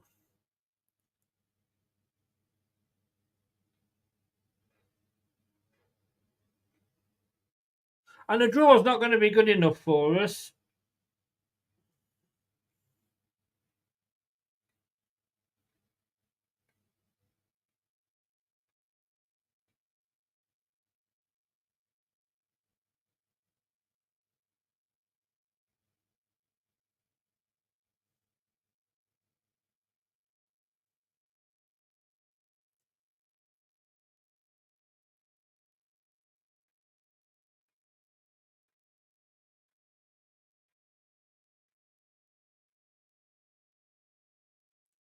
Palace to hell! That should have been 2. That should have been 2.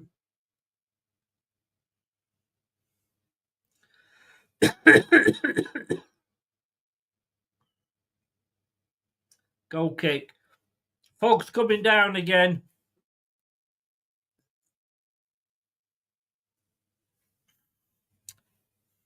Maybe the fog comes down, we'll win 6-1. Who knows? Yeah, knows his stuff though, Keith.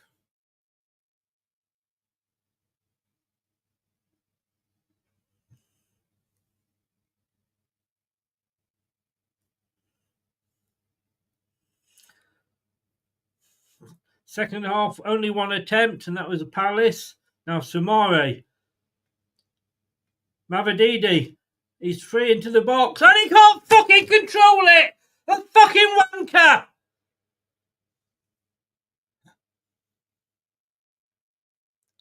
What the fucking hell are we paying these players to do?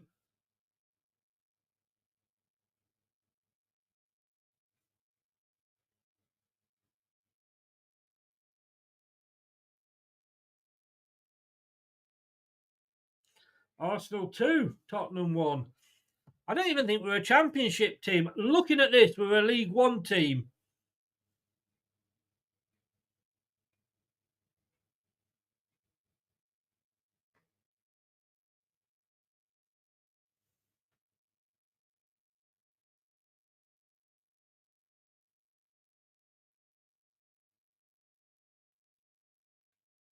James Justin with the throw-in on the far side.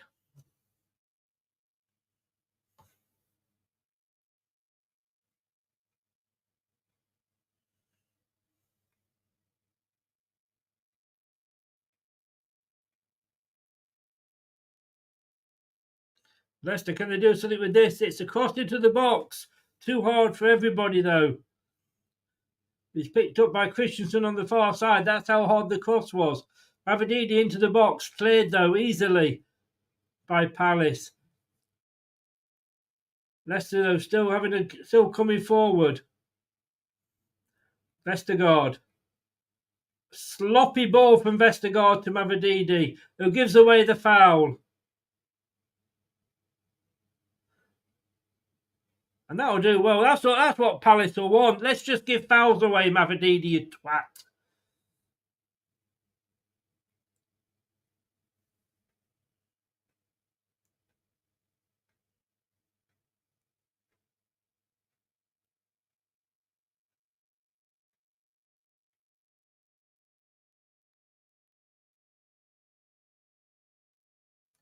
"57 minutes gone. Let's get 2 strikers on." Even Robbie Savage is calling for 2 strikers.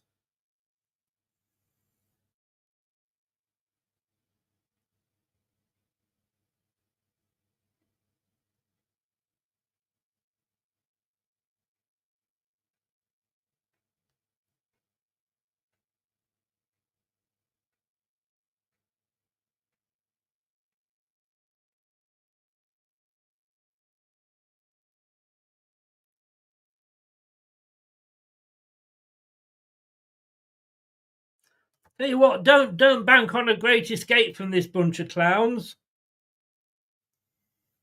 They couldn't find the fucking tunnel.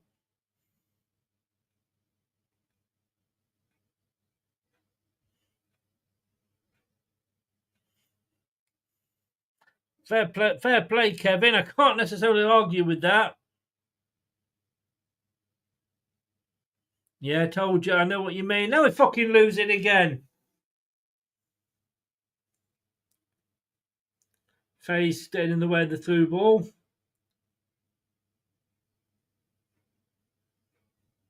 First shot on target, and it was the goal.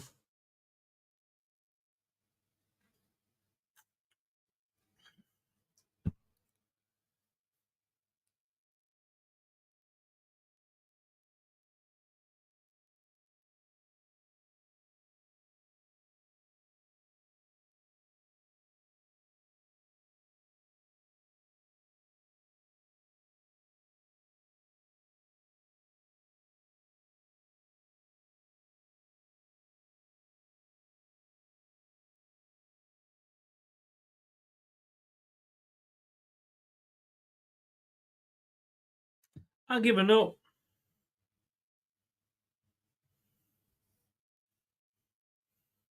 So Palace are 1-0 up. They're making changes. And who the fuck would we bring on?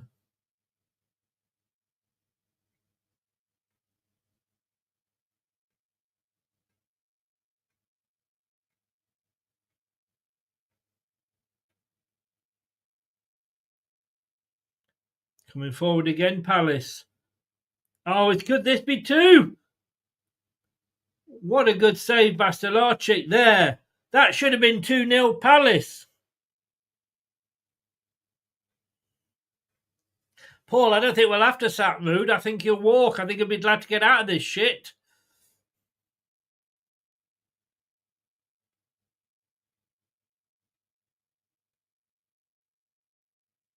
What a save there from... a bit lucky he caught it with his hands, Stolarczyk, but he did. It's a corner to Palace.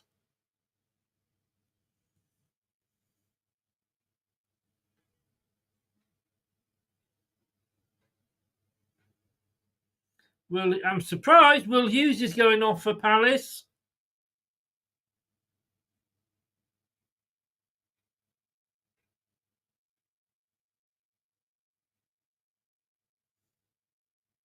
So Hughes is off and Kamada is on. I think it's a like-for-like substitution.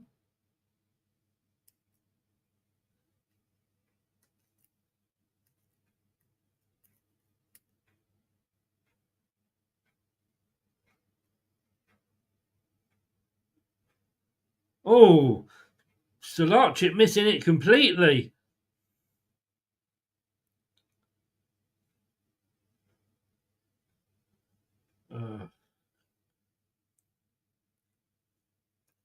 Christensen with the spectacular overhead kick out, but it's only as far as a Palace player.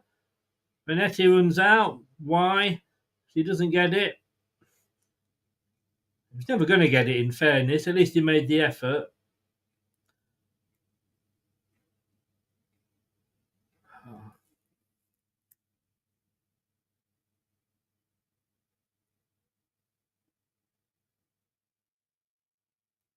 Any substitutions here, Rude? Or have you given up?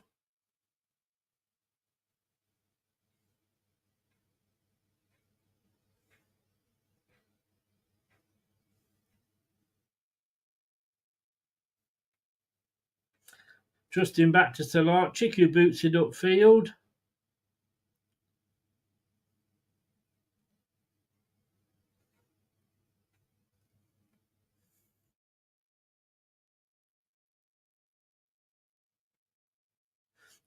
I never thought I would say this. Robbie Savage talking so much sense. Go 2 up.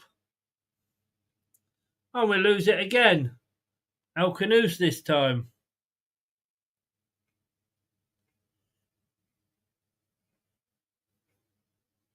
Keith, what can I say? 40 likes. Can we get it up to 50, guys?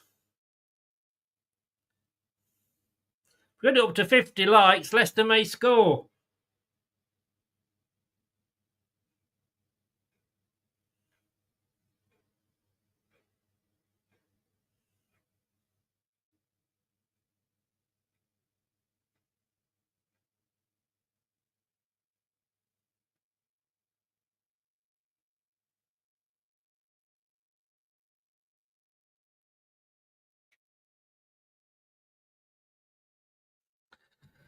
We're playing passing, nice little passing football, but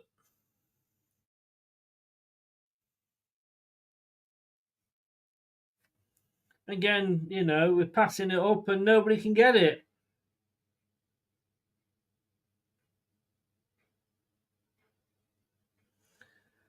The referee says play on. El Canoes on this near side. We've got the back flick from Mavadidi. Plays it inside to Samari. Samari twisting and turning. It's got Christensen. Gets the ball in! Vardy again. What are we saying about Vardy? He couldn't just. Could he just fuck off the pitch?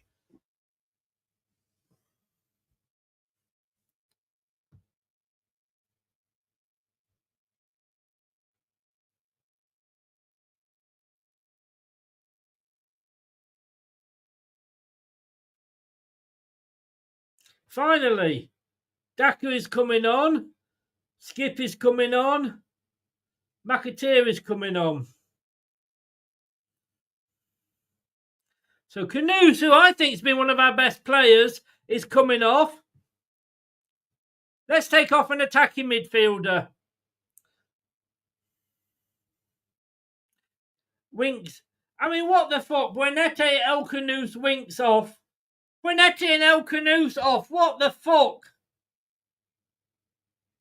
McAteer, Daka, Skip on.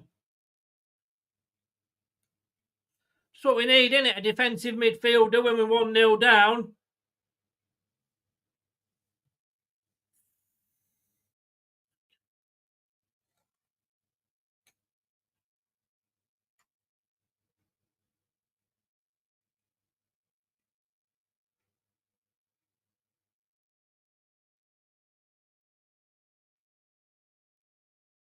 Have we gone 2 up top? Says we've just gone 2 up top.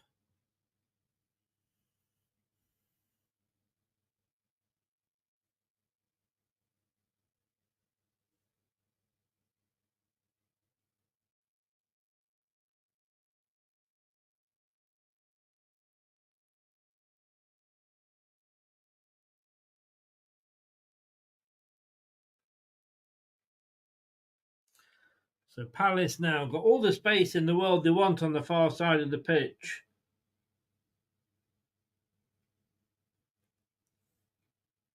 Newcastle 2, Wolves 0 now. Give him some support. Daka. Oh!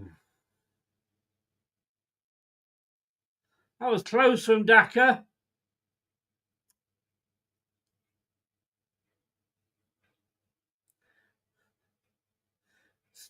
McAteer over to Daka.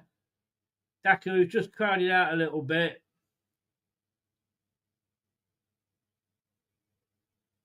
At least he's had a shot, guys.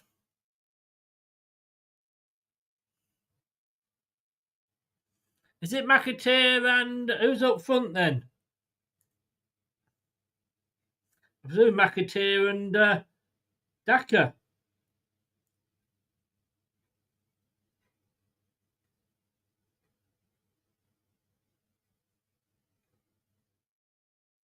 Why do I watch this shit every week?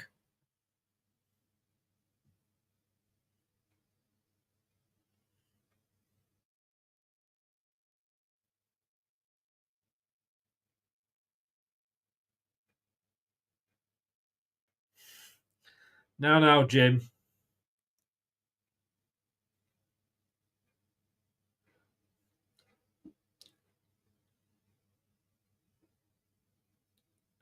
Oh, hit the post! Hit the bar! One of them! We hit the post. It was a lovely move.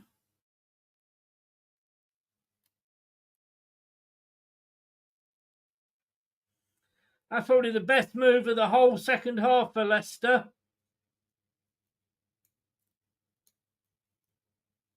Problem is we're going to get hit on the break if we're not careful. No, not breaks like that, Palace.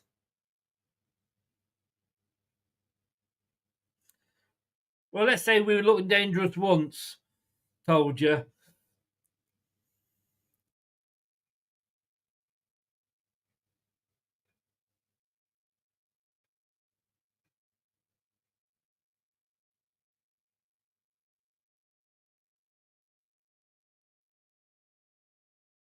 The referee, to be fair, has not had a bad game. He's let a lot play on.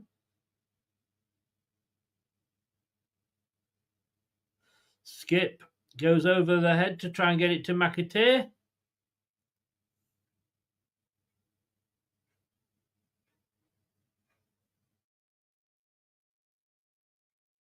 Samare. Through to McAteer. Gets the crossing. Oh.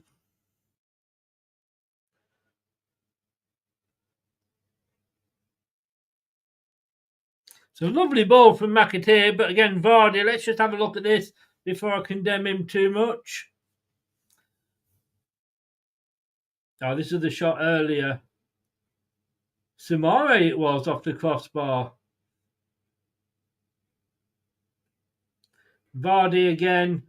It was a hard one for him to control. I'm not gonna blame him for that one.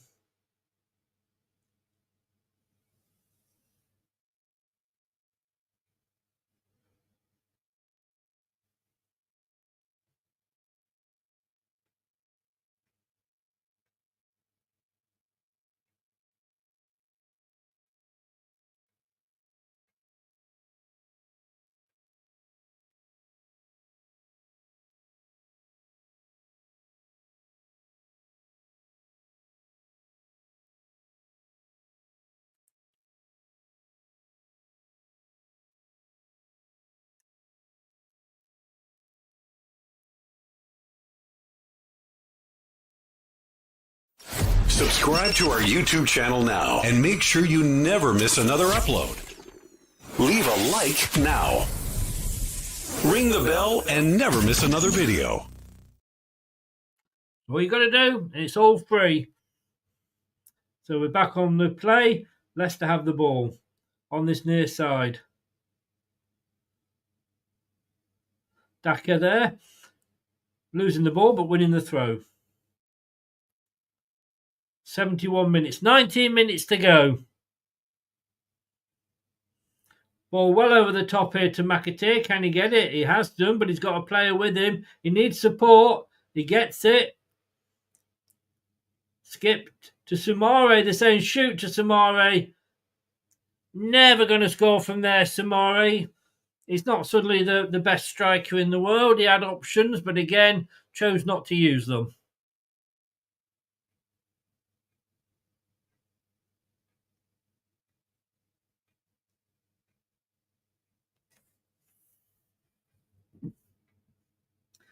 So it's Man United, Southampton, and Ipswich, Brighton tomorrow.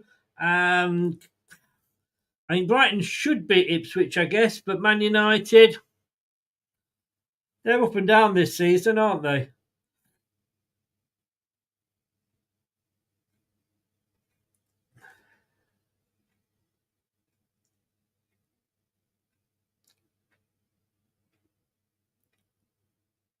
Leicester lose the ball again. How often have I said that today?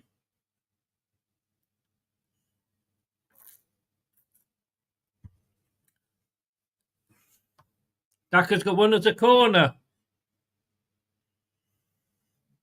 Hiya, Rich. How you doing, mate? Just then, do you think you're going to beat Southampton tomorrow? Depends which Man United turn up, I guess. RB United TV, if you like anything United at all, get over there, give him a follow.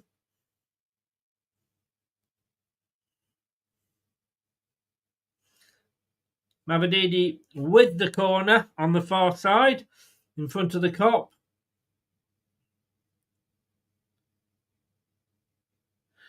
Headed out, though, very easily by Southampton. Mavididi gets it back on the far side. Chips into the box, but it's a poor one, and it's headed out. Ends up back via Mavididi with Skip. The Christensen.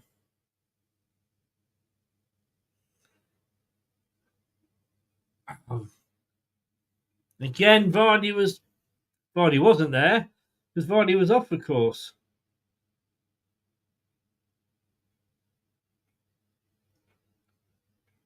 Good defending by Samare. Christensen to Vestergaard. Very composed Vestergaard.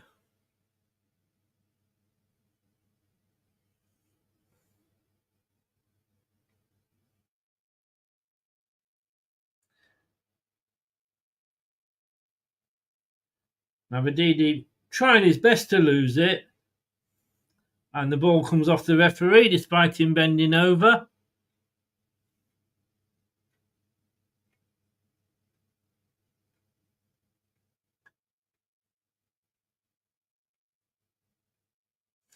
Drop ball for Leicester.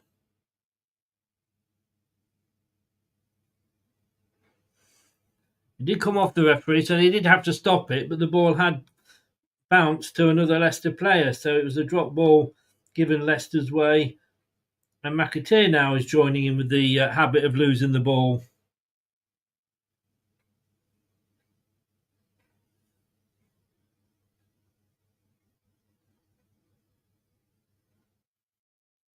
"15 minutes and a better stoppage time." Fucking rubbish.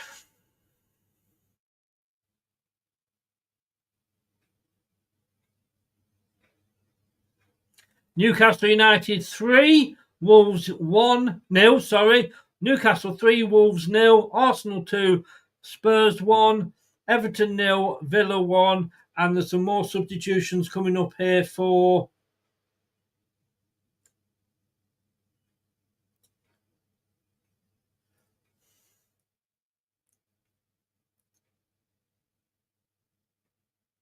free kick to Palace in an attacking position. Just showing the table then, we're on 14 points.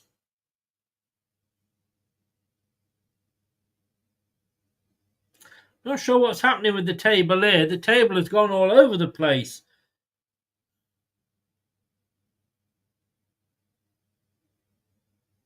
Oh, yeah, Wolves have gone. Yeah, Wolves have dropped down below Ipswich Town because they've conceded a third goal. That's taken their goal difference to -17. So at the moment, we are looking at Wolves in 18th, Leicester in 19th. Ipswich have gone into 17th without even playing. 2-0. Okay, he scored.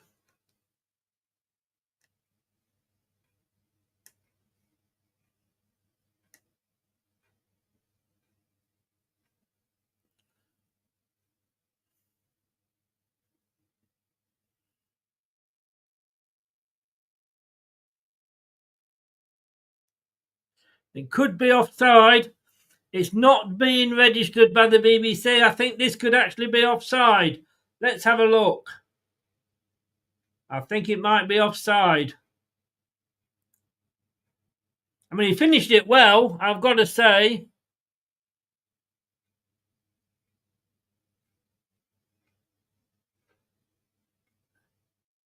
No, it's standing.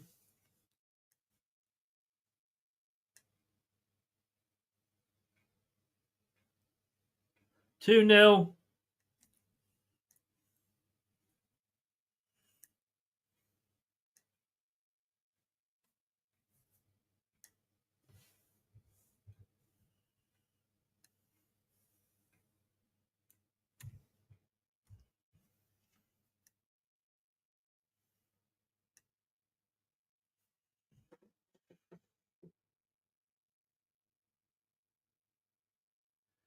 Ayew's coming on against his former club. 3 substitutions now for Crystal Palace.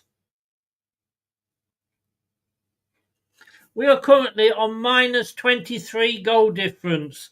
6 losses in a row.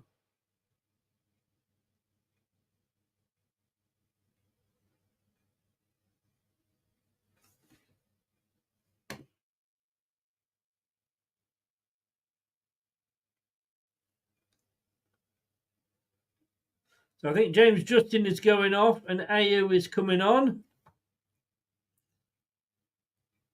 They're going for it, I guess.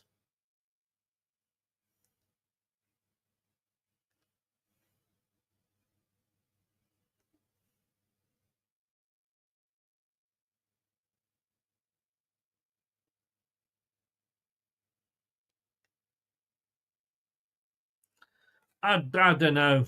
If it's not, we're getting close to it, aren't we?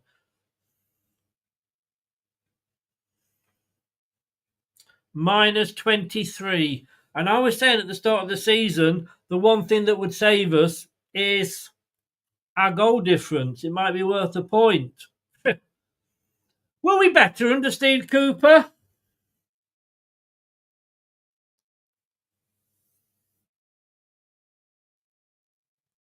Ten minutes to go, 2-0 down. What the fuck?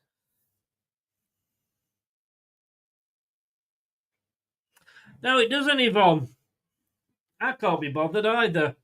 Watching this shite.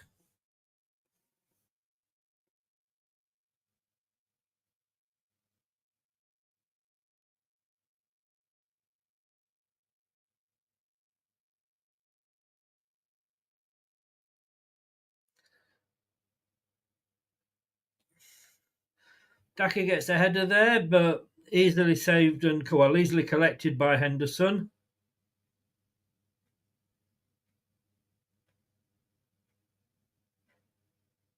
Of course, Palace are going to go down now for every free kick that they can do.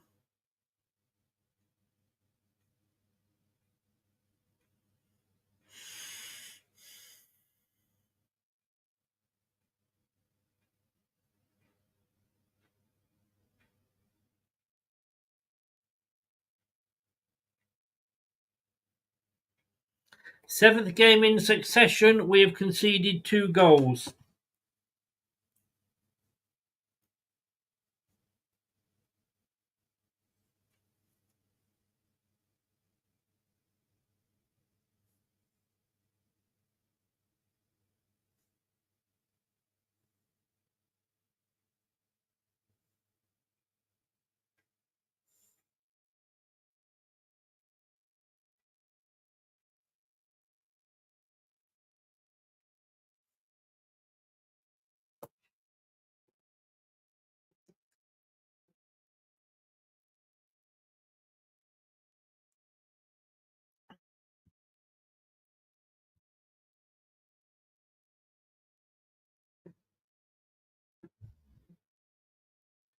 That's 4 for Wolves now.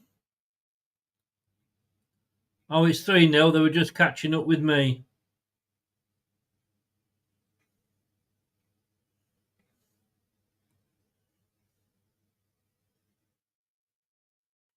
Maybe the honeymoon period, new manager bounces over for Wolves. Our new manager bounce didn't last long.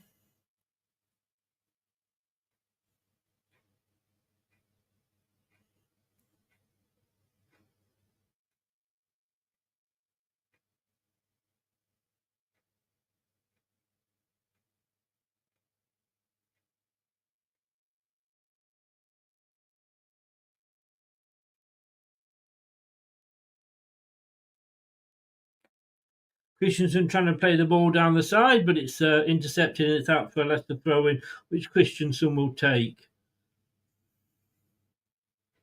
Mavadidi swings it in, but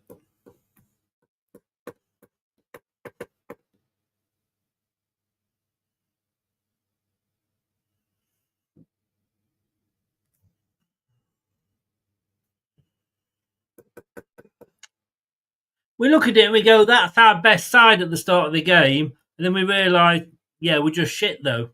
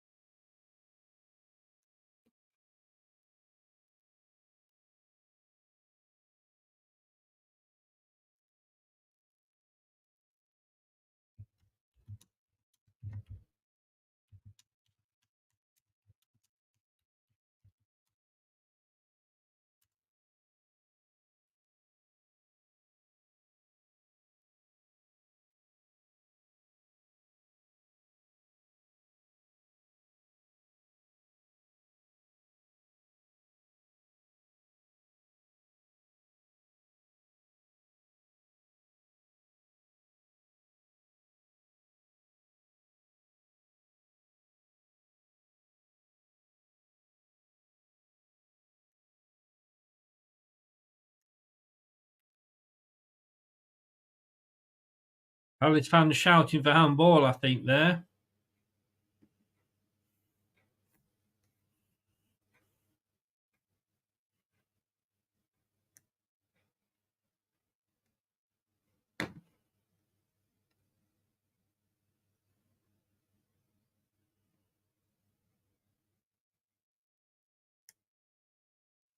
Is there time? 5 minutes? No.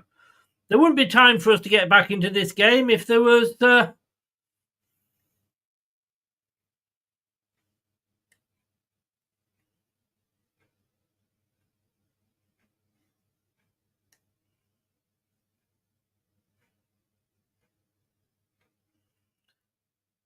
Vestergaard. Mavididi on this near side. Nope. Plays it straight against the player, but I suppose we'll get a corner.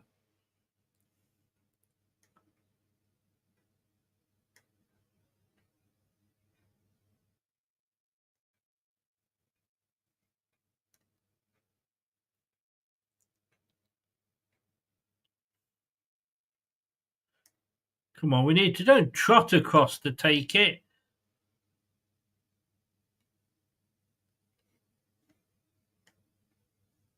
Cross comes in. No, it was easily dealt with.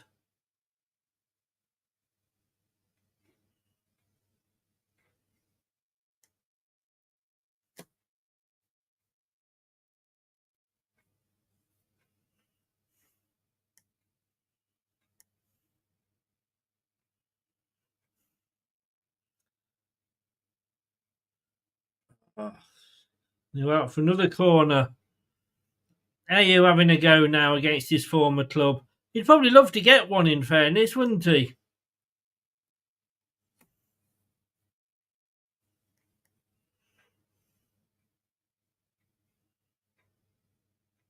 Oh, that's Mavididi. That was close, in fairness. Just by the side post.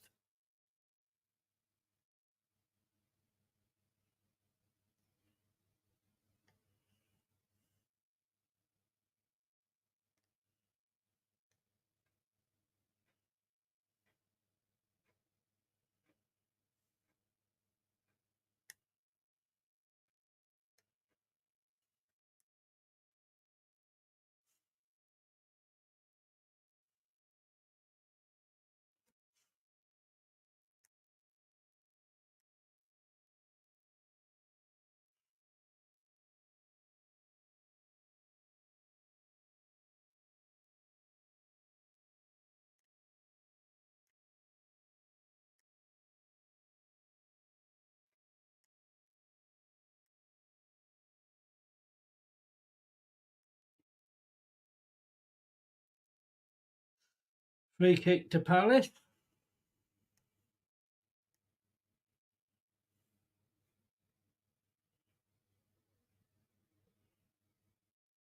Fizzling out for Leicester. It's fizzled.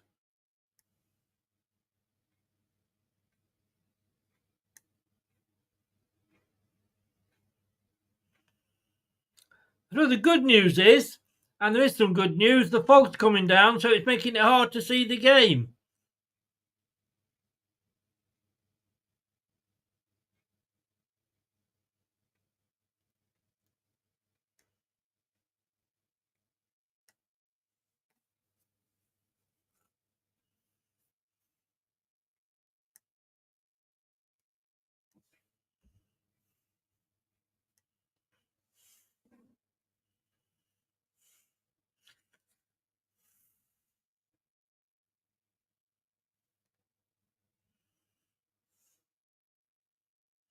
Solarczyk claims the corner well.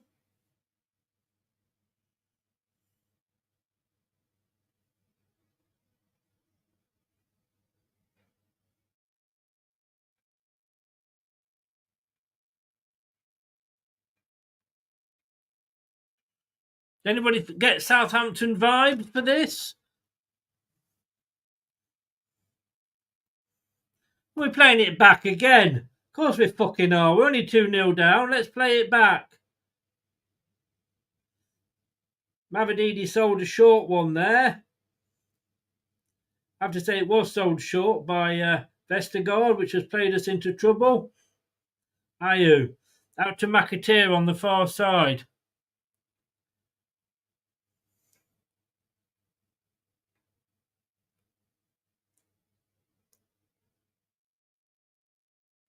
Five minutes of extra time, of injury time. And that's something. Well, you could argue, of course, we're having to watch 5 more minutes of this shit.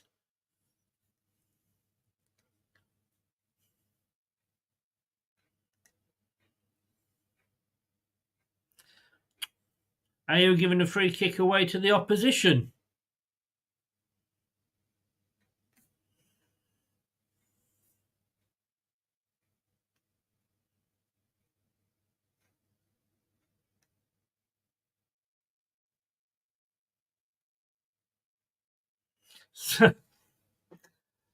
I just hope you will. If anybody appreciates that I am having to watch this shit for them, please smash the likes button. Show me some respect.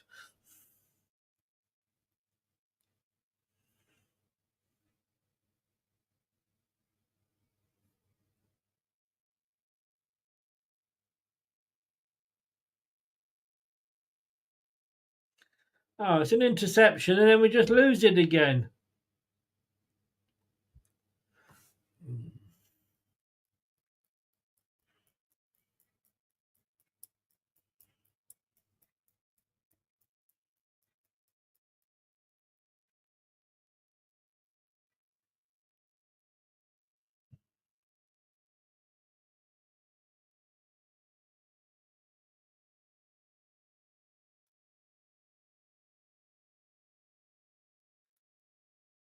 Tomorrow, Christensen into the box, but he only hits a bloody Palace player.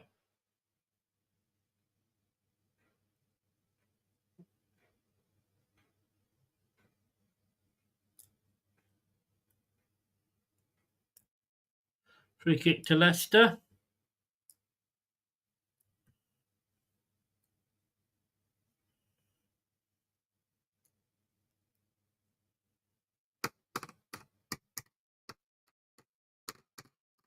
Right, who's going to take the free kick?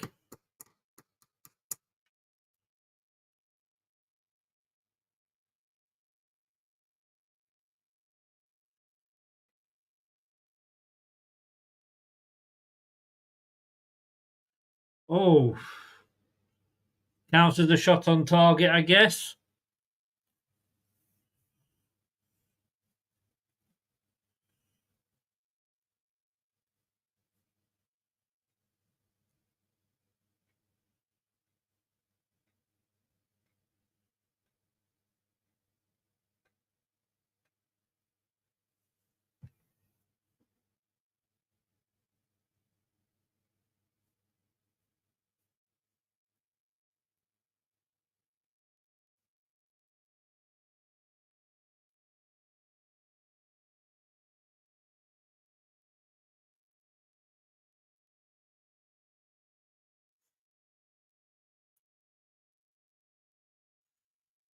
Blow the whistle and just put us out of our misery, please.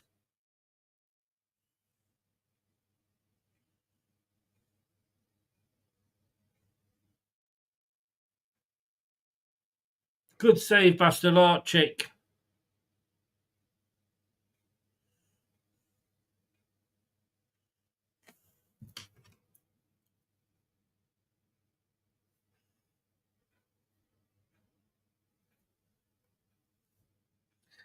It's a corner to...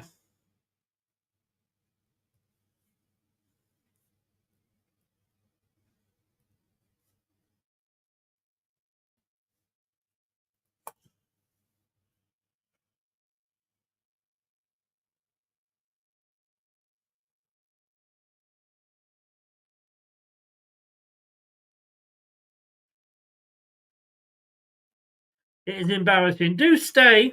It's going to be an interesting post-match.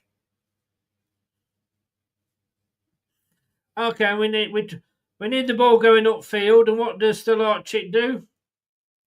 There he is, full time, absolutely shit. Obviously shit.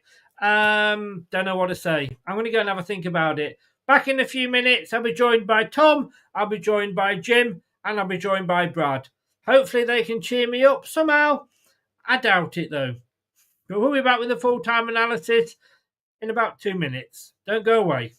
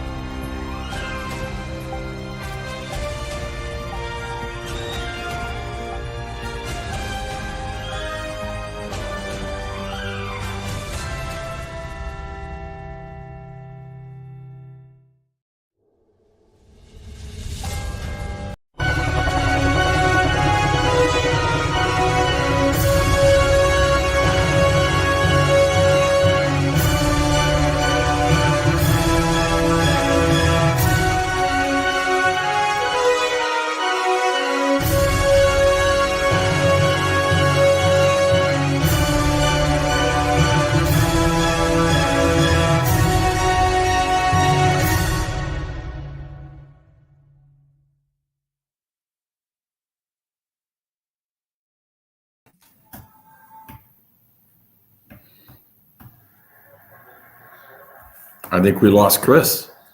I think we lost Chris as well. Hello, guys. How are you? You all right? Yeah. No, I'm not all right. No, I'm not all right either, but it was a general question about our lives in general. Just, hey, Brad, stay away from sharp objects, okay? Look, guys, I'm fucking pissed off. I am absolutely fucking pissed off. Let me just tell you a few stats here. 1 clean sheet all season. 6th straight Premier League loss. 7th game under Ruud van Nistelrooy in succession that we've conceded 2 goals. 4 games in 6 that we have failed to score. We were better off under Cooper, weren't we, Tom?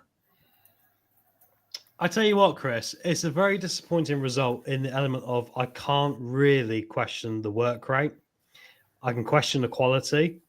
And all it makes me think is at this point where we are right now is we know what PSR is. We know where we are. We now need to chuck a lot at a wall to get a lot of Premier League quality players in very quickly for as cheap as possible. And just because Ruud's given them time. He's given them the time to perform. And tonight we didn't do it. So I think we're at that point now. I love these players. I love my football club. But I'm more defeated about the fact that we played, I think, with effort and we still weren't good enough. So we need to go out there and do something. I'm going to just interrupt. We have got a very special interview that I'm going to be able to get up. I've got to bring him in. We've got Jamie Vardy's going to come in and talk to us. There he is. Yeah, I see. He's not a goat. He's no longer a goat. He's an ass. No, he's an ass. There's a famous beach, a famous resort, Jim, in England called Blackpool. And one of the things that it's famous for is the donkeys on the beach. Well, I've got to say, Jamie Vardy, there's a job for you this summer. You passed it. You couldn't score in a fucking brothel if it was a half-price offer. You were absolutely awful. If Daka had been on from the start and had missed those chances, he would be absolutely crucified. He'd be nailed to the cross and hung up in the centre circle.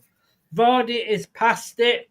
Get him on for 20 minutes. He played, at the weekend. He's playing midweek. He's 38 for fuck's sake. He can't stay on side. His first touch has gone.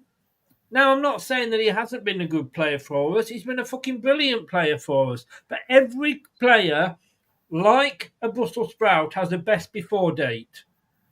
And Vardy, has he not, Jim, come up to that? He's close. I listened to the halftime. I listened to you and Brad at halftime. And I agree with the frustration. I don't think he's totally expired. He's certainly not the way he was, and maybe it's time for him to be a sub. But for you to consistently, in my opinion, agree to disagree, for you to consistently say that Daka is the savior, that he would have scored, I think Vardy had chances. He didn't execute today. Simple as that. I think Ruud played the position when he played. If he can't see in the training ground and during a game that Vardy doesn't have it, why does he keep putting him out there? Is it because we have nothing else? Yes. Personally, I don't think Daka is going to come in and do anything different, to be honest. But I will say, before Brad goes snake shit on us, I will say that Vardy is not the Vardy that he was. And I agree, Brad, what you said at halftime. We should have had this replacement in order way before now. But I'm just not ready to put him 6 feet under. I am, because I think we have got a replacement there. We've just called him back from Stoke. He's called Tom Cannon. I agree Daka isn't the answer, but Cannon could be, Brad. He could be, but to just quickly retort on what Jim said there, when did the attacking football start in that second half? Was it when legs have gone, had it, passed it, blown smoke out of his arse, Jamie Vardy was still on the pitch? We had good positional first half, but still, like, his head's gone that way in age. But in the second half, was it a blowing smoke out of his rear end, Jamie Vardy, or was it when we put Patson Daka on that we started creating and looking lively and getting energy in the box? Now, again, I'm not saying Daka would score the chances that were provided to Vardy. I'm not saying that. But sod me, if Aki Bayi scores 1 in 10, at least Daka would have put one of them away, I feel. I really do feel, because the energy levels, when we put a more precise winger on the right-hand side in Casey McAteer, when we did a Mike Bassett for about 20 minutes until Palace killed the game off, and then that blew smoke out of that, didn't it, really? But we played this magic formation called 4-4-2. And I'm not telling you I'm saying 2 is in the number 2. We went 2 up front. It was an absolute miracle, because for 20 minutes, Chris, these little sods, these 15, 20 players gave me false hope that we would get back in this game and win it somehow, turn it round full circle, because we were on the front foot. Our wingers were actually wingers. We had 2 strikers. We had Vardy actually being the Vardy he needs to be if he's on the sodding pitch, which is, I've got the ball, you run onto it. Daka had a hard chance, but me, Chris, he had 2 chances, Chris. Keeper Daka. Better balls, better angles, and I bet you he puts one of them away and we're back in the game. Daka starts Friday, Saturday. There, I said it. I'm not convinced. I mean, even I said at half time, maybe we should bring AU on. Tom, look, you were disagreeing with me on Vardy there. Look, let's take that first half first of all, because we were on top in that first half, and I actually said during the just to sidetrack a minute, I've got to actually say this. I do feel like I am outnumbered by the goalkeepers union here, because it looks like Jim's going as well. This was done because I needed to brighten up, and I figured we had our 2 keepers here. We needed to get this so everybody could I've got to say, lads, I think even if all 3 of you were in goal at the same time, we couldn't win a fucking game at the moment. But Tom, coming back to you, in that first half, we were on top. We were the better team. We were playing good football. I was enthusiastic, but you could see during that half time, as it got into the towards the end of the first half, Palace were coming back into it. We don't take advantage when we're on top, do we? And I said that during the watch-along. Right. Exactly, Chris. And for me, it really hurts. It's kind of like a dagger to the heart. And I'll tell you why. Because ultimately we were in the game, but Crystal Palace were as much in the game as we were, but ultimately they have more quality. And this is a team we have to be ahead of in the league table, potentially, for being in a position where we can stay up. And it's... so I'm really subdued, mate, as you probably can tell, and the audience can tell, because I'm really looking at it now as a position of we are so far away from where we need to be. We're further away in Ipswich. We're getting closer to Southampton and Ipswich. And that's what really kind of hurts me. And I really hope now that, bearing on what we've gone through with PSR and all the rest of it for the last 2 years, that the board, that Rudkin, for all the abuse he's had, for Top, for all the little digs he's had, goes out there and goes, right, we need to sign players like Robert Hoof. We're in a position like under Pearson, where if we're going to stay up now, we're going to have a great escape. So we need to go out there and buy Premier League quality players, loan in Premier League quality players incredibly quickly, because these guys, under Rude, he's given them time, they're not going to do it. Jim, I'm just taking a message here, actually. Apparently, Koulibaly has been spotted on the Eurotunnel going back to France. I saw him in the stands, but no, Tom's right. I mean, and we're all right to be frustrated. We're missing our opportunities. It's getting slimmer and slimmer that we're going to be able to pull a great escape. It's not over yet, but we had to win matches like today. We had to.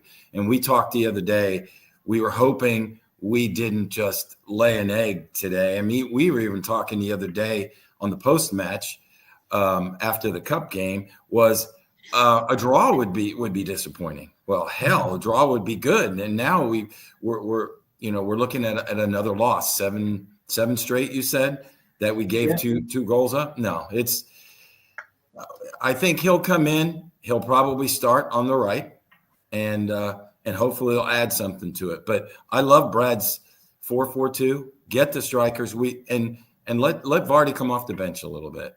We've got to shake something up. I just keep thinking, and maybe I'm just blind thinking that Rude is putting the pieces together. This performance today didn't convince me.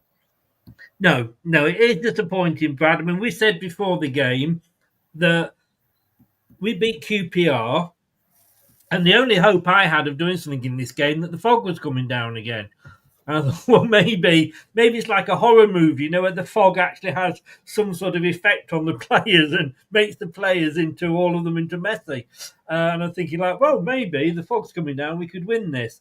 But look, we said QPR were a Palace, QPR were an Everton, a Southampton and Ipswich. And if we can beat them 6, we should be able to beat Palace. Palace soaked the pressure up. Maybe it was because we were so shit and we're relying on a 38-year-old OAP. I don't know. But look, Villa have beaten Everton. In fact, I'll just hold on to you there because I do believe we have got the extremely lovely Kate in. So let me just get Kate and we can see what she thinks about that performance.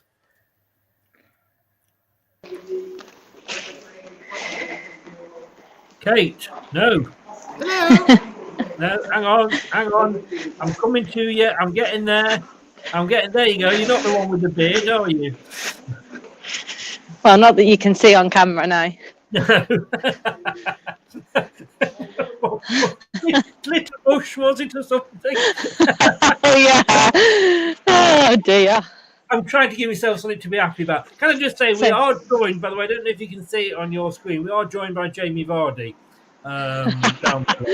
I think many players can wear that mask today. Oh, every player has a best before date. And, sorry, Jamie Vardy's come to his. We should have been 2 up at half time. We had the possession, we were the better team in the first half, and he was just not up to it. Yeah, I mean, he definitely should have done better with one of them. The issue is, Chris, but today I do agree with that. I thought he looked a bit off it from the start, to be honest. Although he did do some good work in the first half with coming deeper for the ball and playing some good link-up play. But the problem is, which is just a 10-year-old problem, is that we've not got anybody better. Genuinely, we haven't. So when your best performing striker doesn't do it anymore, or doesn't do it in a game or whatever, we have no resources to pull on, do we? And it's been the age-old problem. Is Jamie Vardy the hill that Ruud van Nistelrooy will die on? No, he's not. I just think today, I don't know if it was just because of how it felt going into it with the really good news about PSR yesterday and Palace being a very beatable team, because they were poor, by the way. We've just been beaten 2-0 by a very poor team.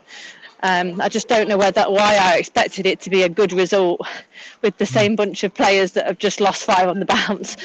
The guys we're just so desperate for new players. Yeah, the guys were saying that I've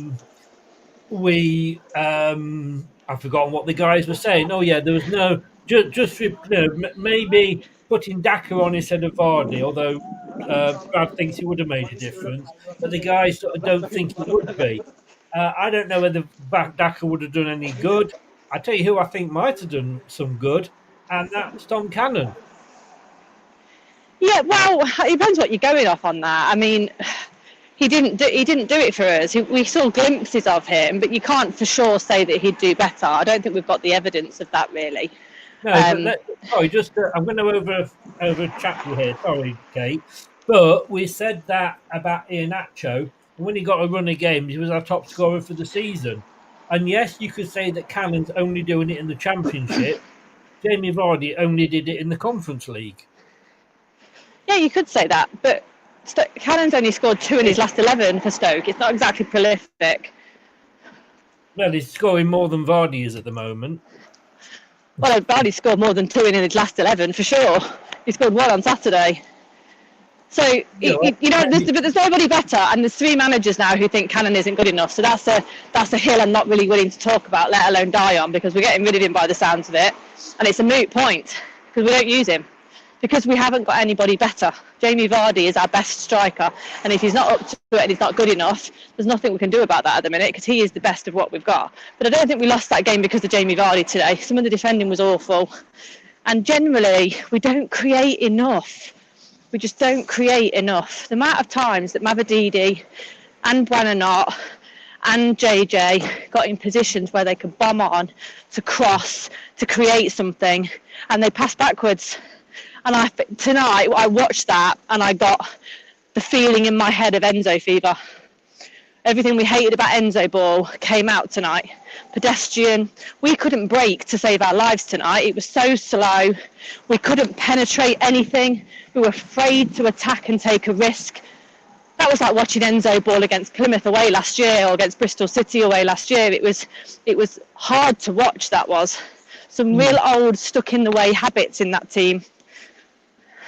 Okay, I'm going to ask you this before I get your performance and man of the match. Do I have to pick a man of the match? Yes, you do. Mine was taken off, I've got to be honest with you. But did we get... I'm just going to be controversial.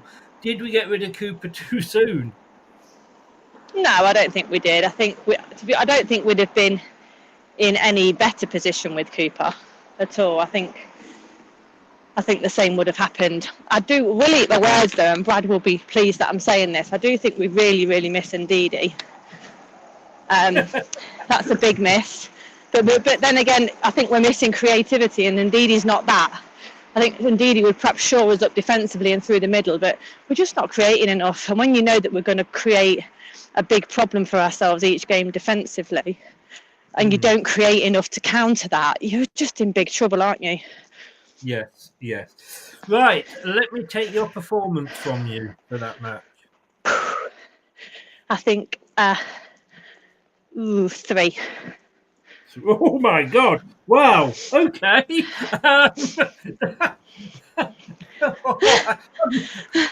I'm shocked. Totally shocked. Okay. It was up there with one of the worst games of the season. That was. I thought the first half was okay, but no, look. It was okay, but all the credit that you get in the bank in the first half was completely disintegrated and more in the second for me. Yeah. And your man of the match?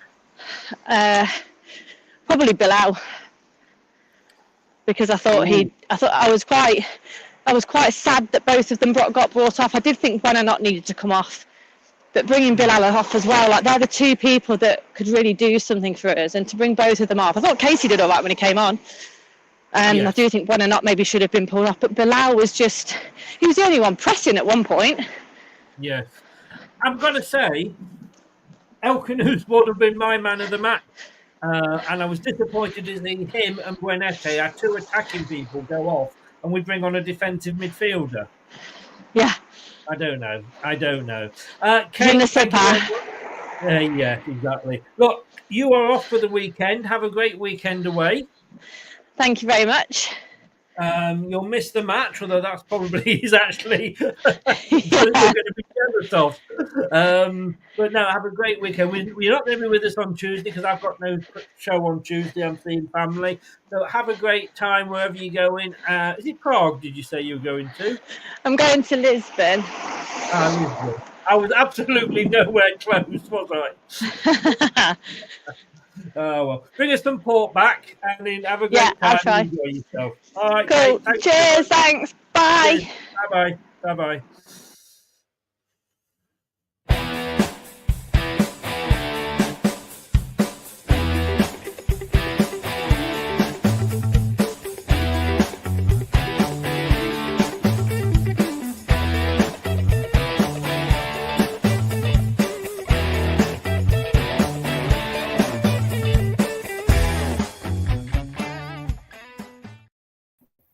All right, welcome back, guys. I'm going to just very quickly run round, and I don't want to spend too long on this. I asked Kate this. Tom, Cooper, Should we have stuck with him a bit longer? Because we were actually at least getting some points under him. The answer is no, but also I'll quickly say before we move on that we might have, in the position now, consider someone different. Brad? Maybe. Oh, a maybe there, a maybe. And Jim?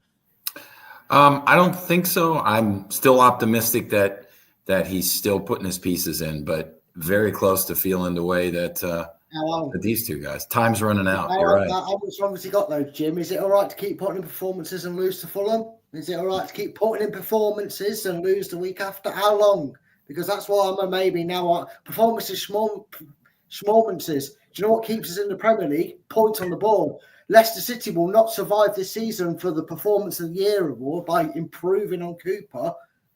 Let me just say, what the hell is performances? Performances, schmormances. You know what I mean? You're not going to say like, oh, well, you tried, schmied, we lost the game. You know what Come was back it? to that, Jim?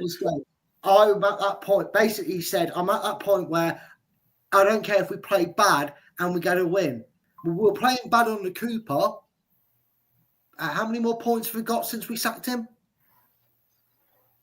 4. True. True. One of them, was technically only there a day, so that was a player effect of the new manager bounce. You could argue the Brighton one was. I'm now at the point. This was the game where we all actually had confidence that this was going to be it. This was going to kick us on. Let's give Jim a chance to come back to you on that one. No, we've been. It's been shit. The performances have been that way, but I wasn't convinced under Cooper. I don't believe Cooper was the right guy.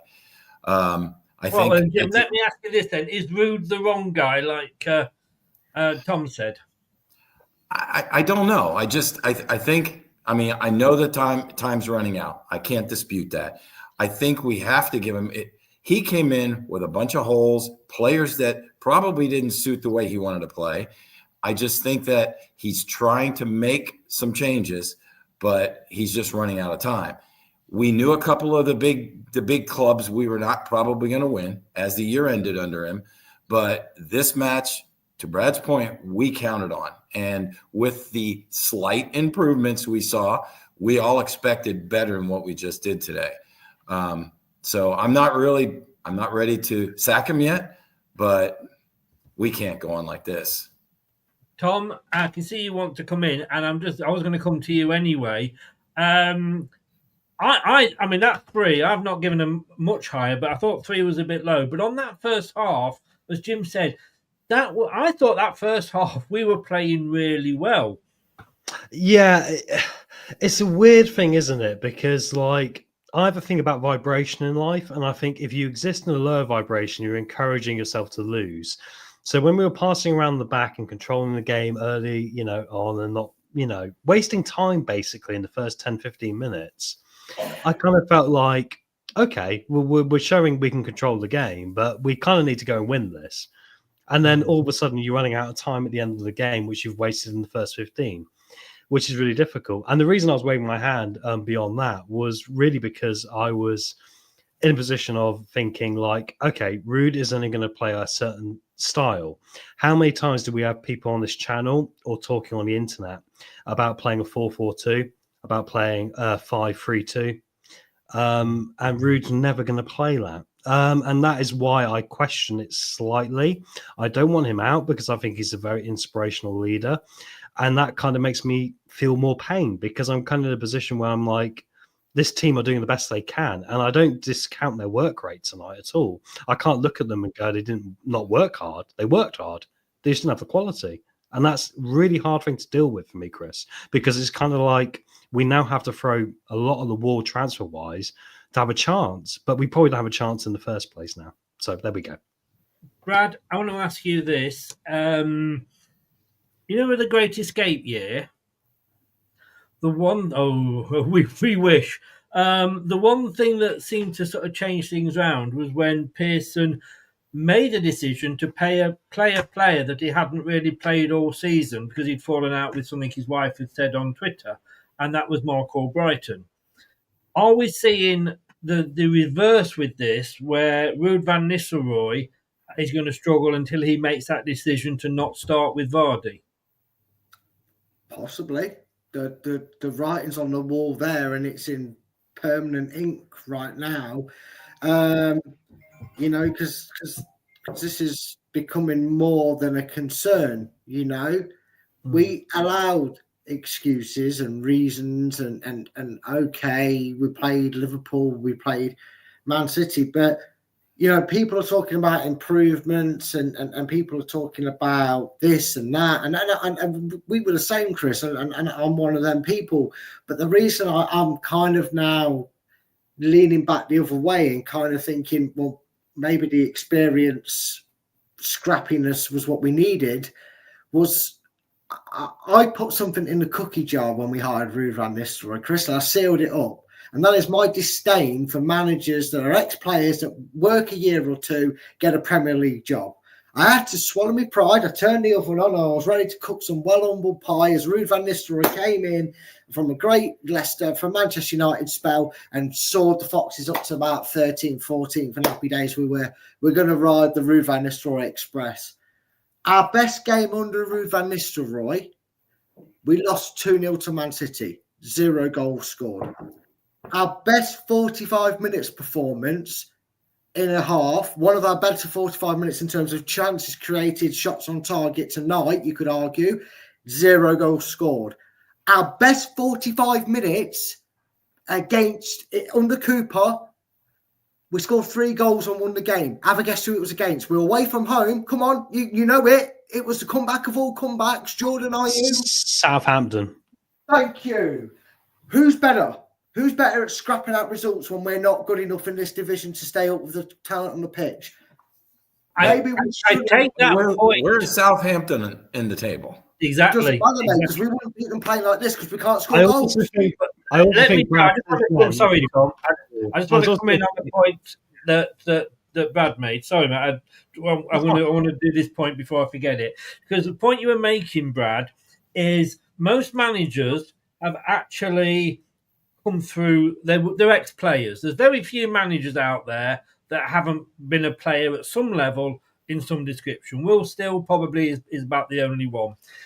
However, look at Enzo. What management experience did he have? None. As a first-team manager, but he'd worked his way up through all the youth teams. He'd got the managerial experience. Look at Ruud van Nistelrooy. What managerial experience did he have? Hell of a lot more than Enzo did. He had a whole season and won two cups with PSV, but he'd also worked his way up through all the youth teams. What is the difference between that and a Martin O'Neill?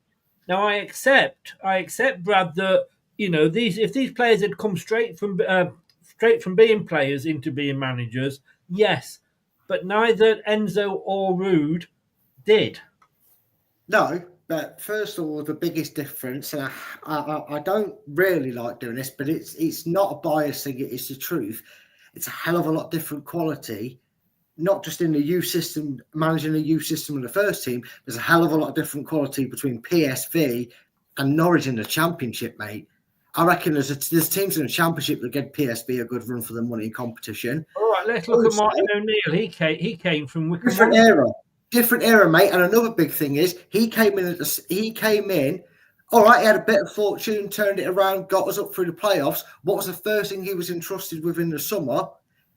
I'll bring in Heskey. I'll bring in Coach. He brought in all these players in his time. All right, there was no transfer window back then as well, Chris. So he could make an instant impact with signings, youth players he brought up like Heskey.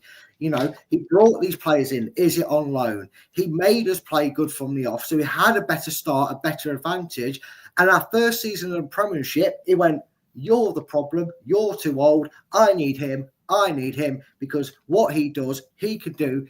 Different era of football as well. It's not all this fancy flicky-dicky, on and off the ball formations. It's 4-4-2, kick it that way, score a goal.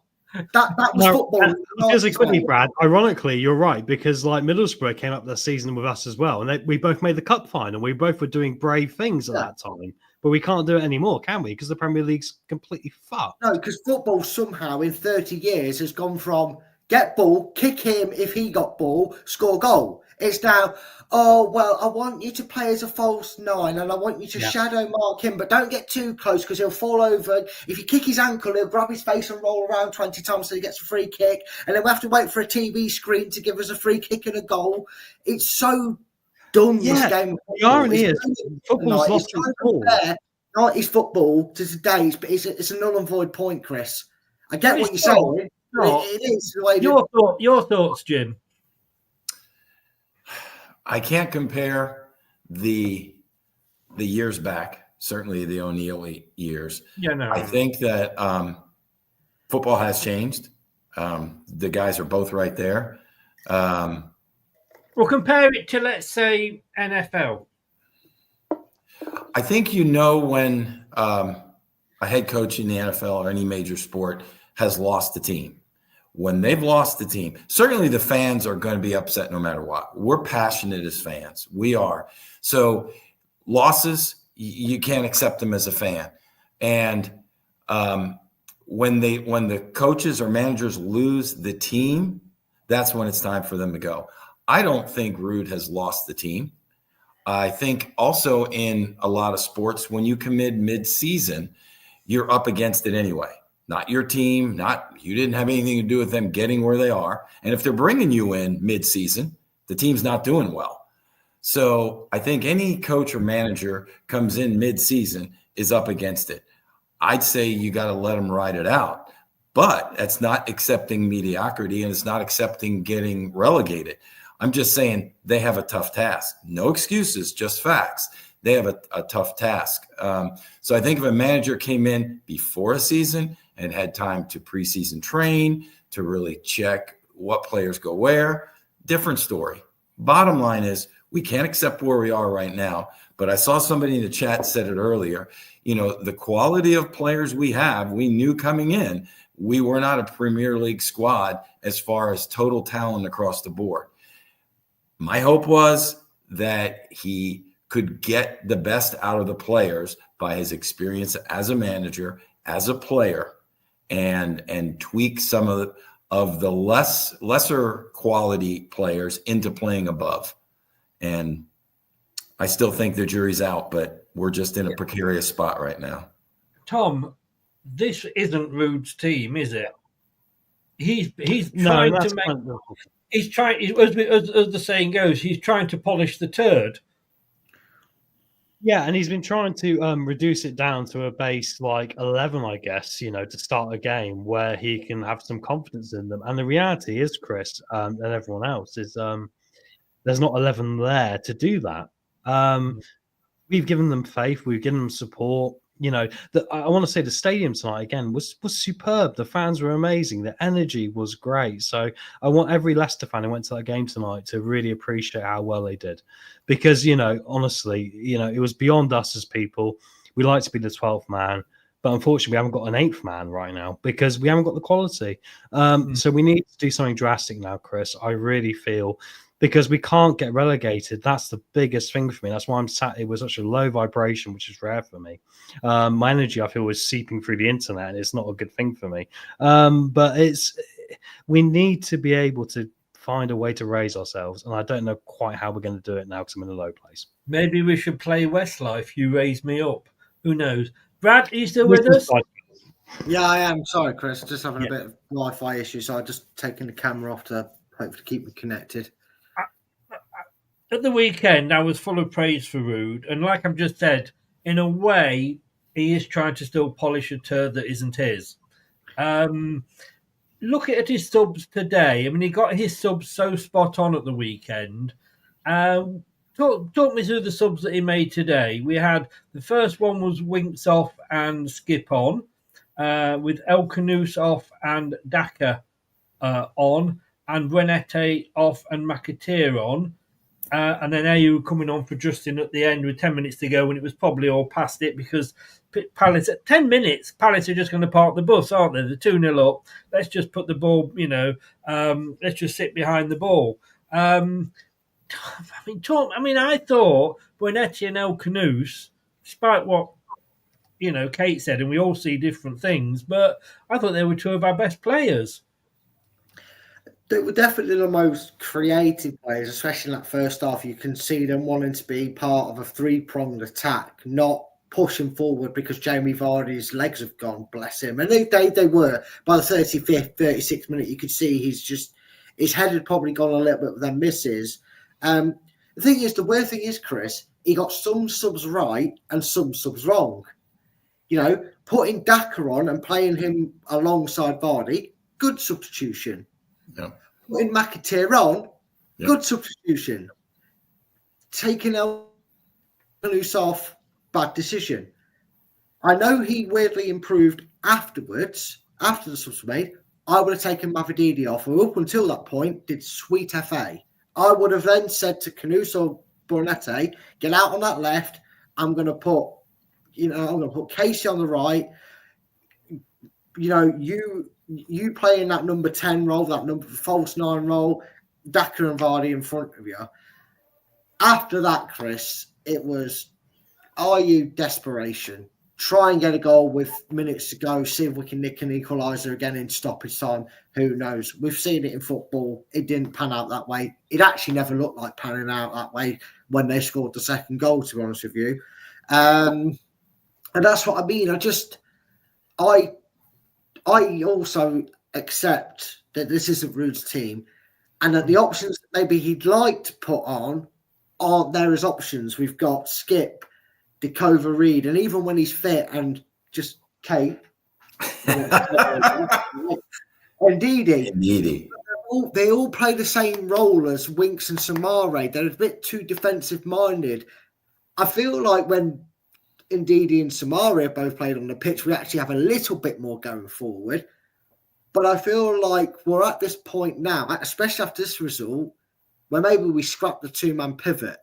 We stick Samari as that holding CDM, that pinpoint, Galahad who runs out from the back and gets us on the front foot. So we aren't dragging Vardy and Mavididi, back into the attack. Because for a left winger, I barely saw him on the left. Mavididi was having to drop back and win the ball in the middle. That's not the Mavididi of the Championship, is it, Chris, who dominated that left side and got balls into him early to get crosses into advanced players? I think we need to go for like a 4-1-4-1 if you're going to do it, or 4-1-3-2 or something different, because playing two CDMs is just absolutely killing us, because that gap, I'm not talking the gap between us and 17th here, Chris. I know it's a big gap. It's quite similar looking, but the gap between our midfield and attacking players has got bigger and bigger under Ruud, because we're so preoccupied on making sure they don't get through and winning the ball. On that end, we're leaving Jamie Vardy going, do I play for Stoke? This is 2007 and I'll play for Stoke City, and they're going to hoof the ball up to me and play long ball football. Because that's, at some points, Chris, I jokingly found myself thinking, Peter Crouch is playing for us. We must be Stoke City. We must be wearing red and white and at the Britannia Stadium, or the Bet365 Stadium, as it known as now. Well, if that was the case, you could have brought Cannon on. He might have got a goal for us. Yeah, maybe. We could have been halfway there. I was waiting for a Delac throw-in, Chris, at some point. We were at Stoke City. Tom, when Skip came on, we did seem to improve. I daren't ask Brad this because he's not a Skip fan. I mean, it was just a light for light with Winks. Winks didn't really do anything wrong this game, in fairness. But I didn't see I suppose, if anything, he does go forward again, Skip. But then so does Winks. I didn't understand that particular change.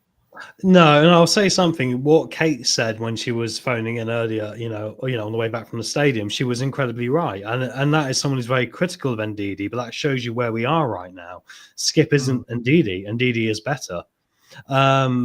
So we've got a big problem in the fact that we lack that quality, and we spent money on. Did you play Skip and Ndidi and Samari together? Well, Chris, I mean, it goes back to what Brad says, in my opinion, I'm on Brad's camp. I'm like, this formation isn't going to do it because we're kind of matching up against the world and we're not good enough to do that. We need to do something different in regard to our formation to find something special.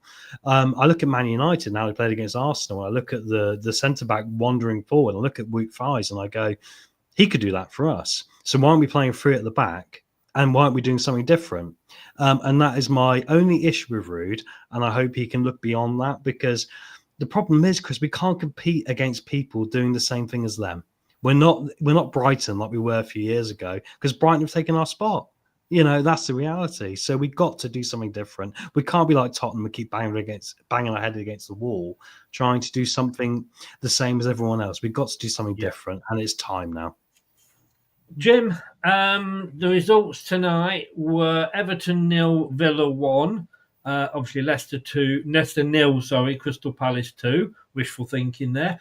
Newcastle United 3, Wolverhampton Wanderers 0, Arsenal 2, Tottenham 1, which doesn't affect us. Bottom of the league now. In fact, let me just... I don't know if I can pull this up or not. I'll just try and show you how the league table looks. He says... Nothing changes except for Palace go a bit overall. Looks the same. I just want to show you the points and what have you. Here we go. Right, let's. It's not going to let me. I'm just going to take you out for a second, Brad. Yeah, having a bit of issues. Okay, look, there's the table. Southampton played one game less, 6. They've got Man United away tomorrow. With who knows, Man United. Leicester 14, minus 23 now. We are second only to Southampton. And we were talking at the start of the season that our goal difference might be worth a point for us. Yeah. Wolves dropping into the bottom 3 on goal difference. They lost 3-0. They're on minus 17. Ipswich on 16, minus 15.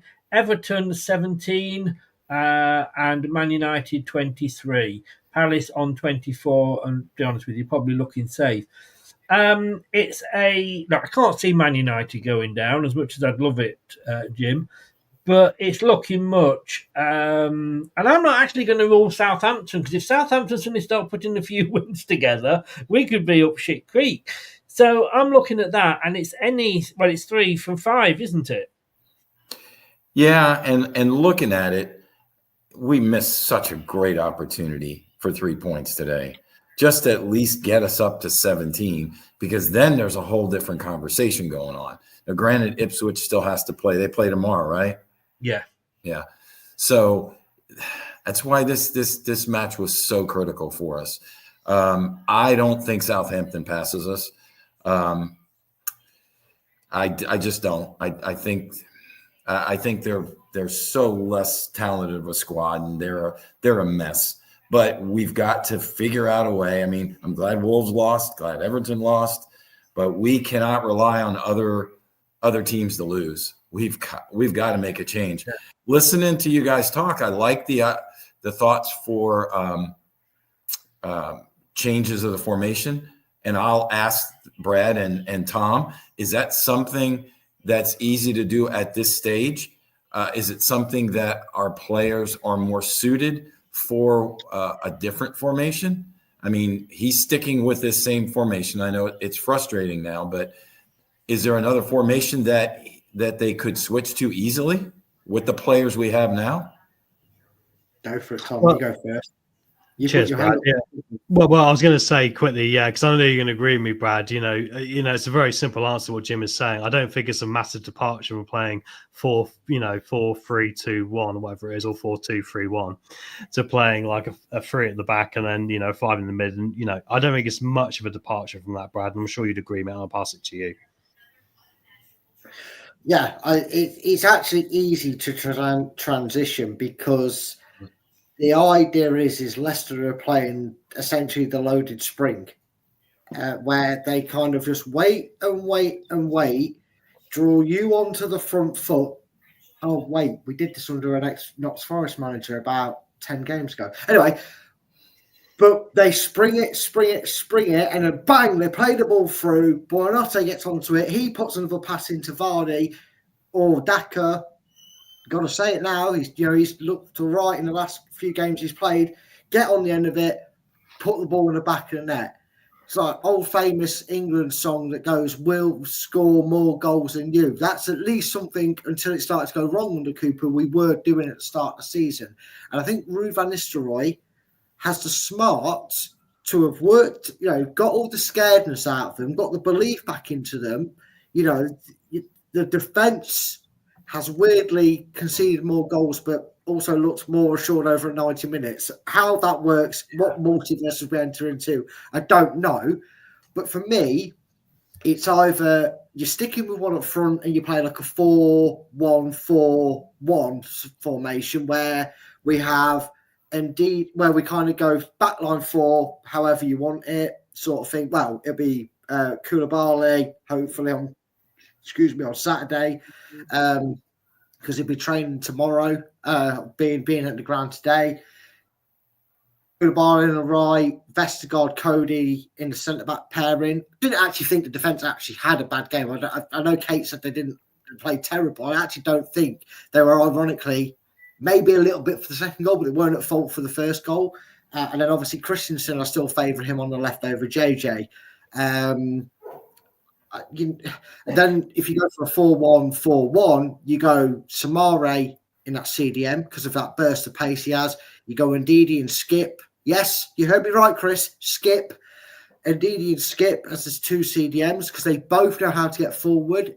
Ndidi has learnt that under Enzo the year before as well, so we know he's capable to drive forward with the ball.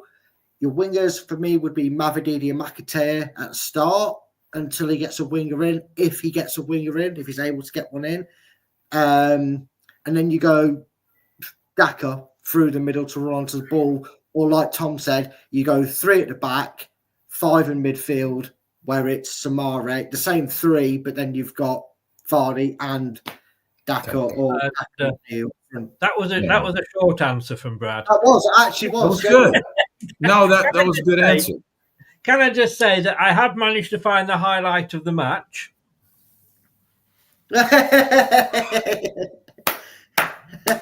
Can I raise something, Chris, quickly? I mean, how bad are we at set pieces now as well? Like, remember we had Maddison, at least we had a free kick option. I mean, when we had a free kick in the dangerous zone, Bunotti wasn't taking it, El Canoes wasn't taking it. It was James Justin. So what is going on? I mean, have we got anyone who can take a free kick nowadays? We need set pieces when we're a poor team in the opposition. What do you think, boys? I'm just saying, the way El Canoes can pick out a pass where the ball goes like that and lands on someone's pinpoint feet, why isn't he doing that with the ball from a set piece? Because he does corners, doesn't he? He does do corners. I mean, I don't understand why Justin was on the end of it now. Sorry, Tom. Yeah. I'm going to move it on because we're coming up to my sleepy time. I've got the Alan's man of the match and performance. We know Kate's gone 3 with El Canoes. I'm going to go up with the list and I've written it down here. Tom, your performance rating? I'm going to be controversial here. I'm going to give it a 5. And I'll tell you why. Because I don't think we have the quality. I don't think what we were doing was anything terrible, but I think it's really worse than that, and that's why I'm so negative tonight, which is rare for me. But I feel like we lack the quality, but everything Ruud was doing with his system, everything else was fine. So I kind of feel it's worse. Your man of the match. Man of the match. Oh my word, mate. The supporters, can I get away with that one? No, I can't. No, I'll give it. I'll tell you what. I'll give it to El Canoes because he still looked like he was similar to the QPR game, and he looked like he could still create something. So that's the only encouragement. I want him to be let off the leash a little bit. I was talking to Jim at halftime. Let him off the leash. Let him be more like Riyad Mahrez. Let's go for it. Okay, Jim, your performance. I'd say a 4. It was dreadful. Especially, like I said, for what we expected and hoped from this match. But I did see some pieces where we were on the front foot, certainly early in the first half, after 66 minutes when we had the subs. I really enjoyed in the first half when they had some nice runs with El Canoes, it's kind of like in basketball, the point guard bringing the ball up, and he had guys running with him. And that was exciting to see. So I think for those pieces of positivity, and like Brad said, the defense wasn't bad. Second goal, Brad, I totally agree, was not the part of the back line. So I think a 4, would be fitting. And man of the match, I hate to keep piling on or agreeing, but I had watched El Canoes, and I liked the way he was running up and down the pitch. He was driving the ball up front when we were making those nice runs. He was helping out on the back when needed. He was back at the touchline one time with the ball, bringing it back. So I was disappointed that he got substituted out. So I'd say 4 and El Canoes. Brad, I have replied, by the way, Brad. So just waiting for your reply. Your performance rating. Full house, 4. El Canoes. Look, Vardy aside, because his passion never dies no matter what we think of his performance. Do you know what I actually kind of loved to see in that second half, and it was bad to see at the same time? Canoes saw his number came up and he just kind of went, fuck's sake, because you have to go, really? Me? I'm running my... He almost say to Rude, really? I'm running my knackers off here and you're taking me off. So for seeing that alone, when the rest all did this, when they came off, and he looked pissed off that he was getting taken off because he wanted to try and get us back in the game. Canoes to the 4, please. Okay. Well said. We are all going for, we've all gone so far for El Canoes, who I did stay under. Kate would have, had he stayed on up until that point, he was the best player for me. But I'm going to give a performance before, and then I'll give you my man of the match. I'm going to give you a performance rating there of 5, because in that first half, we were doing everything right. It's just that final product that we have. And look, it's not Jamie Vardy. I know I've been going on and on about Jamie Vardy, and that isn't just Jamie Vardy in the centre there. There is a few players there. But to me, it's not his fault. You know what I mean? We naturally, we all hit a peak at whatever job we do, and then we either change jobs or we retire. And I just think his peak has come and gone, and we are clutching to straws with him. So it's not necessarily his fault. But everything we did well in that first half, we did awful in the second. So I've gone 5 just for the first half, to be honest with you. My man of the match, now I'm going to be controversial here, because I was going to go for El Canoes, but he got taken off. I'm actually going to go... Mavrididi. He went on. Yes. Ward. The kit man. I'm going to go for Stelarczyk. Yeah, okay. Yeah. I can see that. Yeah, he had a decent game. He made a couple of good saves. Neither of those goals could be... I mean, that second goal, it was such a sweet strike. And I've got to say, well done to Palace, obviously, for the performance. But I just think, and it does hurt me when I've got 3 goalkeepers in the, the chat with me. But I'm going to go. Well, you weren't the goalkeepers. You joined the union.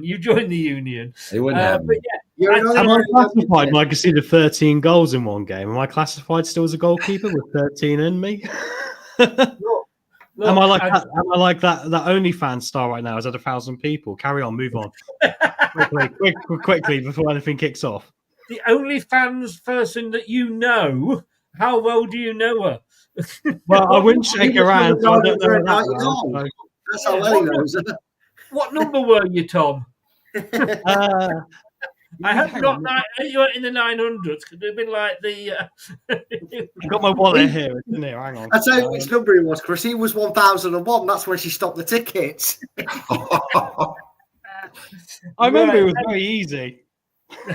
I mean, you nodded there a little bit, Tom. Was it? Like putting a dinky toy through the Channel Tunnel. This is not a comedy show now. I get cancelled an open mic gig, mate. So I'm very sorry to all the audience who are offended right now. Please move on and ignore me. I am moving on quickly. Very, very quickly before we round it up at this part, Brad. Your thoughts on me giving it to Stelarczyk? I mean, in a game that was a case of all in vain in the end. Not just the chances and the effort shown by the players, which I have to agree with Tom. There was no lack of effort and desire, which is still the straw I am clutching and holding on to at this moment in time, going into Saturday. But yeah, he made some good saves at 0-0 and 1-0 to keep us in the game. But unfortunately, the other 10 players in front of him couldn't do anything to repay him for his favours. No, exactly. But it is that. Now I have the official man of the match and performance rating from Alan. It's very interesting because Kate was at the match, Alan was at the match. Kate is younger, Alan is more my age, and a bit. And they're completely different. And this is what I love about football. You know what I mean? Like, both at the same match, both are coming completely different. Kate went 3 for the performance. Alan has gone 6. So he's given it the highest of any of us. I think that's possibly mainly on the first half and maybe the last 5 minutes. Kate, along with you guys, went El Canoes. There's going to be one person that's going to be happy with this. Because he's gone for Samare as his man of the match. Samare's king, mate. I don't know how he's got man of the match from Alan there. Although, to be fair, driving force through the midfield, he was the only midfielder out of him, Skip and Winks, that when they got the ball, got the crowd out of their seat because he drove forward. So I rest my case, Your Honour. If you ever want anybody to pick a random player to be your player of the season halfway through it, just ask me. What Alan said was a good first half, bullied out of it second half, missed chances, cost us again. Well, yeah. Sums it up, really. But I was surprised, but I mean, when the crowd, when Samari's got the ball and the crowd are calling for him to shoot, you're thinking maybe we all look getting a bit desperate here. But look, Alan's giving it 6 and Samari. Tom, thank you so very much. Came on very last minute, so I really do appreciate that. Might need you on standby for Saturday as well. No worries, mate. I'll be here. Thank you. My pleasure to be here, mate. Thank you for listening. It's quite depressive tonight. I'm sorry. And I'll see you on Friday as well, if you're not busy with the OnlyFans girl. Well, I mean, you know, life is what it is, mate. If she wants to do 2,000, I might have to be called up, you know, so... First reserve. Please laugh there. Don't leave me hanging there. That's a joke. That isn't real life. You should have said. I'm just thinking that you could be her Edford. Destined to be on the bench but never come on or come off. I feel like I'm touching Melbourne right now with my digging through the ground. So can we just end this? No.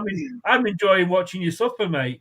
Mate, all my orders is watch me suffer. Anyway, thank you guys and bless you all. Thanks very much, mate. I'll see you Friday. Jim, as always, all the way from the US of A. Go off and enjoy the sun. Hope you don't know anybody over in California. Hope they're all right, and our wishes go out to everybody over there. Thanks very much, and I'll see you on Saturday. I'm off Saturday. You're off Saturday? My grandson. So we'll take your fill in, whoever it is. But yeah, no problem. Oh.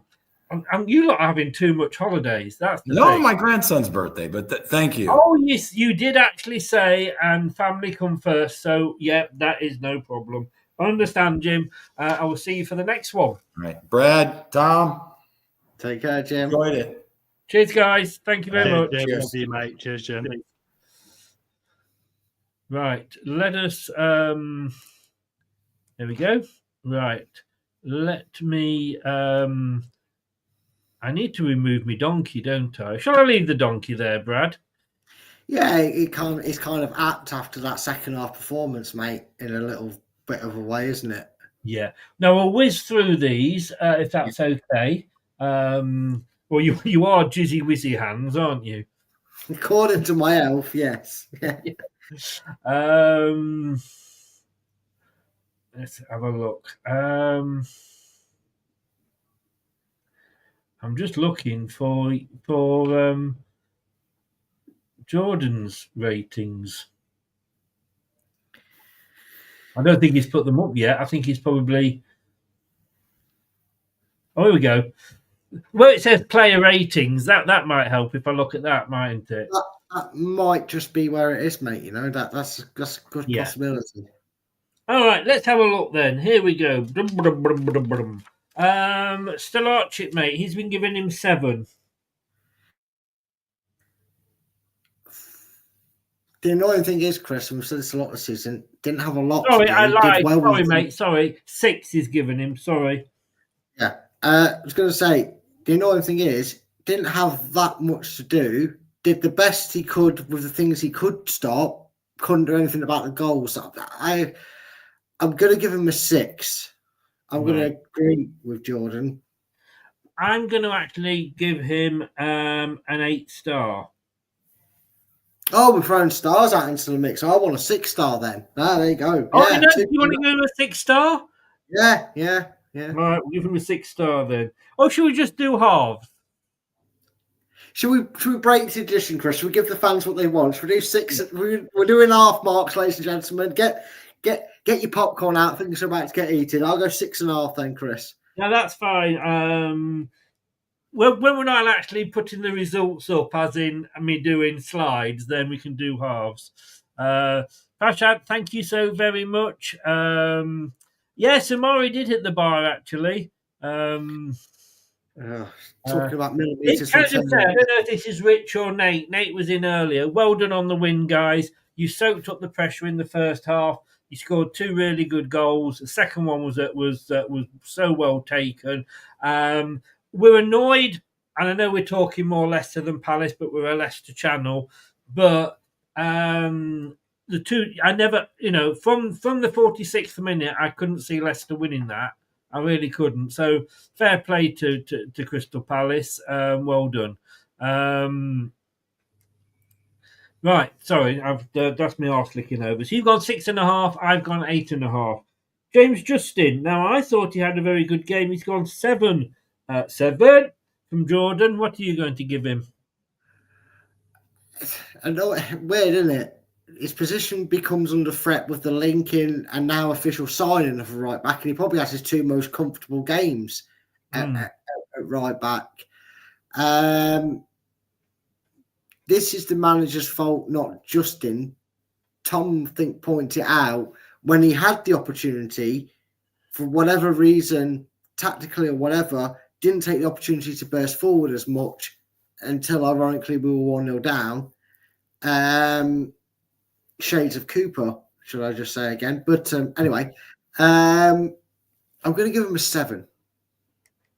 Yeah, and I would agree with you on that.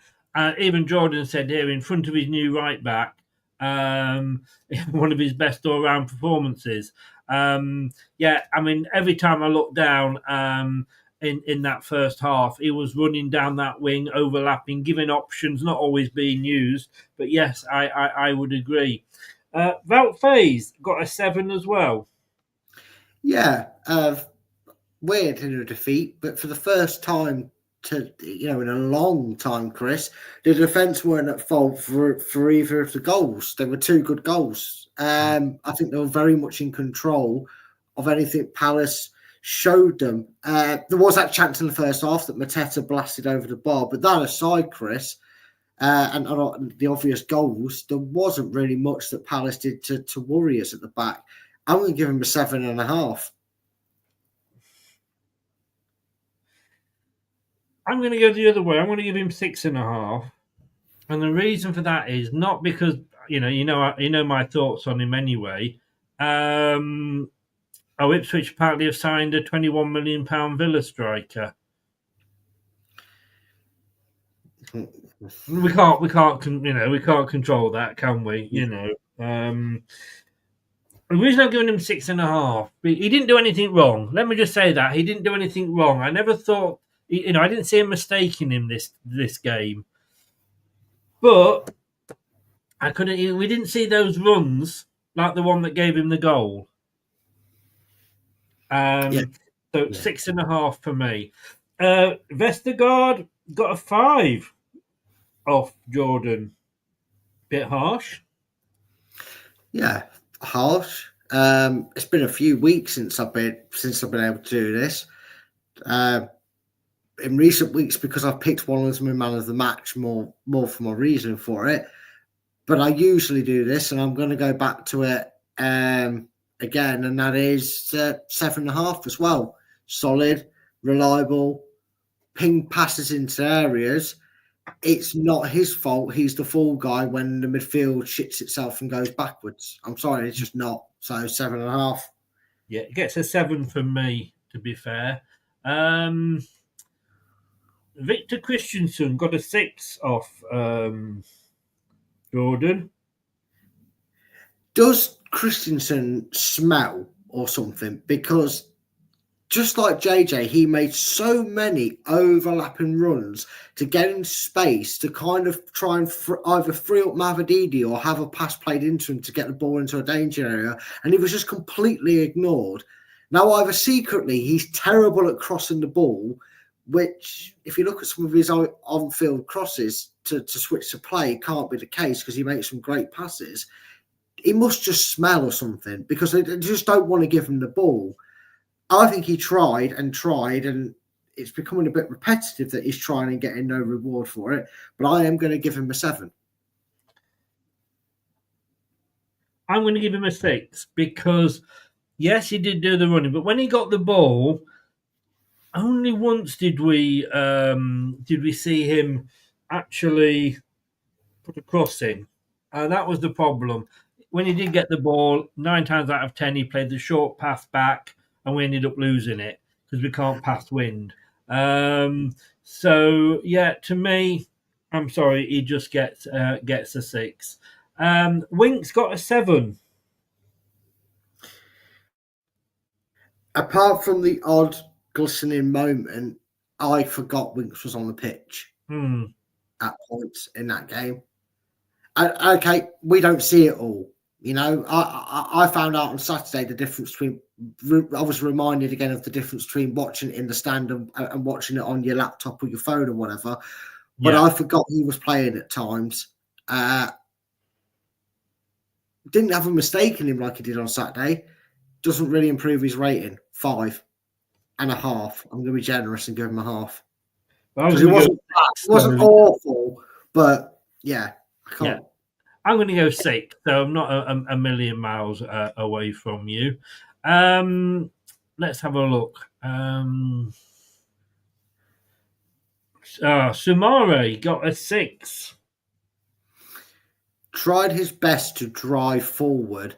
And for all the complaining that Harry Winks did of this, when he had the ball, he had options in front of him that had he got the ball to him earlier, we might have not needed Harry Winks to stand on the ball and look around for 5 minutes to make a pass. I thought Samari was good. A little bit under the radar today because there was a closer distance to me and Kilimanjaro than there was our midfield and attack at points. So we had nobody to release the ball to until, again, weirdly, when we were 1-0 down and went 4-4-2. Stick to your guns on that one, Rude. Take note, maybe. I'm going to give him a 6.5 because this was probably one of his few games that he's played where he didn't really shine as much as he has done before. He gets a 6.5 from me. Bonete got a 6 off Jordan. I just say sorry. Look, Gray says there, Christensen should have stayed at Bologna. He's awful. Would you agree with that? No. No. I'd ask you this question right now.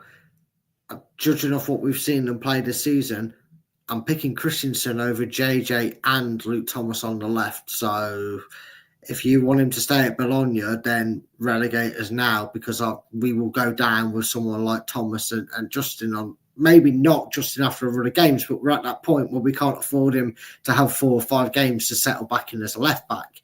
No. So, no. Sorry, got a 6 from Jordan. Was lively and lightning in that first 25-30 minutes. Not all entirely his fault, but completely dropped off the boil near the end of that first half and up until he was taken off because they double and sometimes triple marked him. He needs to be given space and other players need to do that work to give him that space, but a 6. I gave him a 7. I thought at least he was trying to do something. Right. El Canus. We need 11 of him. Because without him in the team, Chris, at points today, I would have struggled to know the difference between Leicester and table football. Because I would swear, after a few beers, I'd swear that them table football statues were moving more than Leicester were at points. Yeah. Because he was the only one I saw running around the pitch. He's my man of the match, Chris. Spoiler alert, nobody gets this or higher. He gets an 8. An 8. I gave him an 8 because he was close to being my man of the match. And my man of the match got 8.5. So, yeah, I've given him an 8 as well. Mavadini got a 7. I would have put Casey on and taken Mavadini off. Until we changed to 4-4-2 for the 15 minutes before Rude got bored of it. Don't know why. I know we conceded another goal, but it was creating us chances. You might as well keep going at it and in hope than going weirdly back to defensive and back to the narrow midfield. It wasn't working. But for them 10-15 minutes, it's the only time Mavadini looked like Mavadini of old. We really miss Fatawu. And it shows the difference in quality between the wingers from last season. Because I feel like if Fatawu was the one playing week in, week out, and it was Mavadini, I don't wish any injury on anybody, obviously, but if it was sides reversed in that sense, I feel like Fatawu would be growing in confidence and scoring goals and assisting more. I almost forgot he played for us until that 10-15 minute spell. 4. I've given him a 6. I was going to give him 6.5, but I've knocked that half off because he doesn't know how to pass to a teammate. So I've gone 6. Jamie Vardy got a 5. You will never discredit Jamie's heart, determination, and will to be the best player on the pitch and want to do anything wrong. He doesn't go out there to miss them chances that he missed today. But his sell-by date is past. He is a bench player. Daka would have taken at least one of them 4 chances he had. Not all of them were easy. I'm not saying he missed complete sitters, but I feel like Daka has them 4 chances. He at least takes 1. 4. For the second time, his effort and desire. Yes, but, we've got to judge him, and we've got to judge him not on, it's Jamie Vardy who did this and has done that and has done that. We've got to judge him on the Jamie Vardy that was on that pitch tonight. And I agree with you for the second time tonight and give him a 4. Now, basically, we're going to very, very quickly run through Skip, McAteer, Daka, and Ayew. It was 5-5-6-5. Casey 6.5, Daka 6.5, Ayew couldn't do much, 5. And Skip? Didn't really notice any different between him and Winks, so whatever, I gave Winks. 5.5. There you go. You can have an extra half because. Yeah. Well, I've gone 5.5 for Skip, McAteer, and Daka, and 5 for Ayew. I don't think they made any. Well, they seem to be playing different, but I don't know. I feel like we had a burst of energy, and the correct thing that Rue did was put on pacey players for it, and they had a little bit of an effect. But after that died out, that they were back to unnoticeable. But it's what we've got at the moment. Unfortunately, I think, Prashant, that he's going to be doing that elsewhere. Brad, thank you very much, mate. Appreciate that, and going through, staying on to do the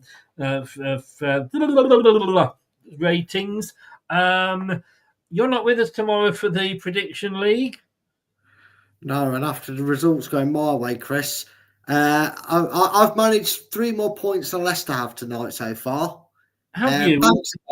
Because for the last 3 or 4 weeks, I feel like teams are screwing me over. Chelsea couldn't hold on to their 2-1 lead, cost me 3 points.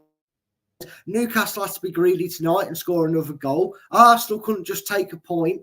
I'm getting mugged. Justice for Brad. The Premier League have it in for me. because I'm a goal shy in about 4 or 5 fixtures. I'm just going through those. So, what was Everton Villa? 0-1. 0-1. So I Good only score, get good Villa. Absolute I get joke. 1 point for that. So And so do you, okay. Leicester Palace, well, neither of us got either for that. Newcastle Wolves, what was the score? 3-0? 3-0. I get a point. Do you get a point for that? Yeah, because Newcastle has to be greedy and get third. Well, the Wolves didn't score. No, but I went 2-0 Newcastle. Oh, right, did you? Sorry, right. Yeah. Arsenal 1, Tottenham 1. I didn't get anything for that. No, nor did I, because I went the same scoreline as you, Chris, and see, greedy Arsenal. So I have got 5 points this week. You got 3. I think I got 4. Have you? I got a point for Newcastle, a point for Everton. I got a point for someone else tonight. I'm sure I did. The other night, well, it was Leicester 3, Palace 1, which you obviously didn't get anything for. And then it was Newcastle 2, Wolves. No, Arsenal 1, Tottenham 1. I went for. What did you go for that one? I went the same as you, mate. 1-1. Yeah, maybe I worked out 3 as total and just assumed I'd gone for tonight as well. But yeah, you might be right, mate. Yeah. What can I say, mate? How the mighty stumble. Yeah. I'm just a Rue Van Nistelrooy of this. Absolutely pointless for me. Oh well, I'm only reading these out because I'm above you now. I know, well above me right now. I'm helping you out on that one. You are, Brad. Have a good night, mate. Enjoy yourself tomorrow night. Thanks, Jesse, and thanks, Gray, for your nice comments. I will see you. Well, are you available for the watch along? Half time. I'm working till 3:30, so I can come on in at the end, potentially half time, depends on. Or do you want to just come on at full time? Should we just do it that way, like I did last time? Yeah, it's a 3 o'clock kickoff, isn't it? Yeah, not a problem, mate. Ant says, hello, Ant. Thanks for popping on. Do get over, check out Ant's Leicester fan channel if you're a Leicester fan. Saddest thing for me is I don't even feel angry or pissed off. Just almost another acceptance. Yeah, I've got to say, Ant, you've hit the nail on the head there. It is just, we flatter to deceive. That is the word that I'm going to be using because I think that's what we did in the first half. But, Brad, thank you very much, mate. I'll see you at full time. Let's hope we might. Well, it's Fulham. We're not going to win that, are we? Well, let's put it this way, Chris. If we win, everybody will get to see this lovely, pristine beard and hair and glasses. If we lose, you won't see my face because I'll be too busy. You'll hear some smashing backgrounds, and I haven't got one of them button boards where you can make noises. It'll be me losing my ever-loving you-know-what, Chris, and probably crying, so you won't want to see my face. Well, we don't anyway. Mate, thanks. Thanks. What did you expect me to say? You opened the door. I was gonna. Yeah. If you pitch it underarm, you've got to hit it out of the ground, haven't you, Chris? So yeah, all right, fair enough. All right, mate. Have a good night tomorrow. I'll see you on Saturday. Take care, buddy. Take care, buddy, and take care. Thanks a lot. Yep. Okay. Cheers to Brad there. He will be back on Friday. We'll be back tomorrow at 7 o'clock with me and Wayne for the prediction show. Yes, looking forward to that. I'm looking forward to that because I'm doing reasonably okay at the moment. Thanks to everybody. Thanks to the mods that were in. Thanks to everybody in the chat. Like, subscribe, click the notification bell. Why not share it? Everything helps the channel. I'll see you tomorrow at 7. I'm off to bed because I'm going to be up at 6 for the radio show. All the best. Take care, guys. Good night. Thanks for watching. These videos are tremendous. You better like them too, or I'll be back. This podcast is proud to be part of the TalkSport Fan Network. TalkSport. Powered by fans. That will conclude this evening's entertainment.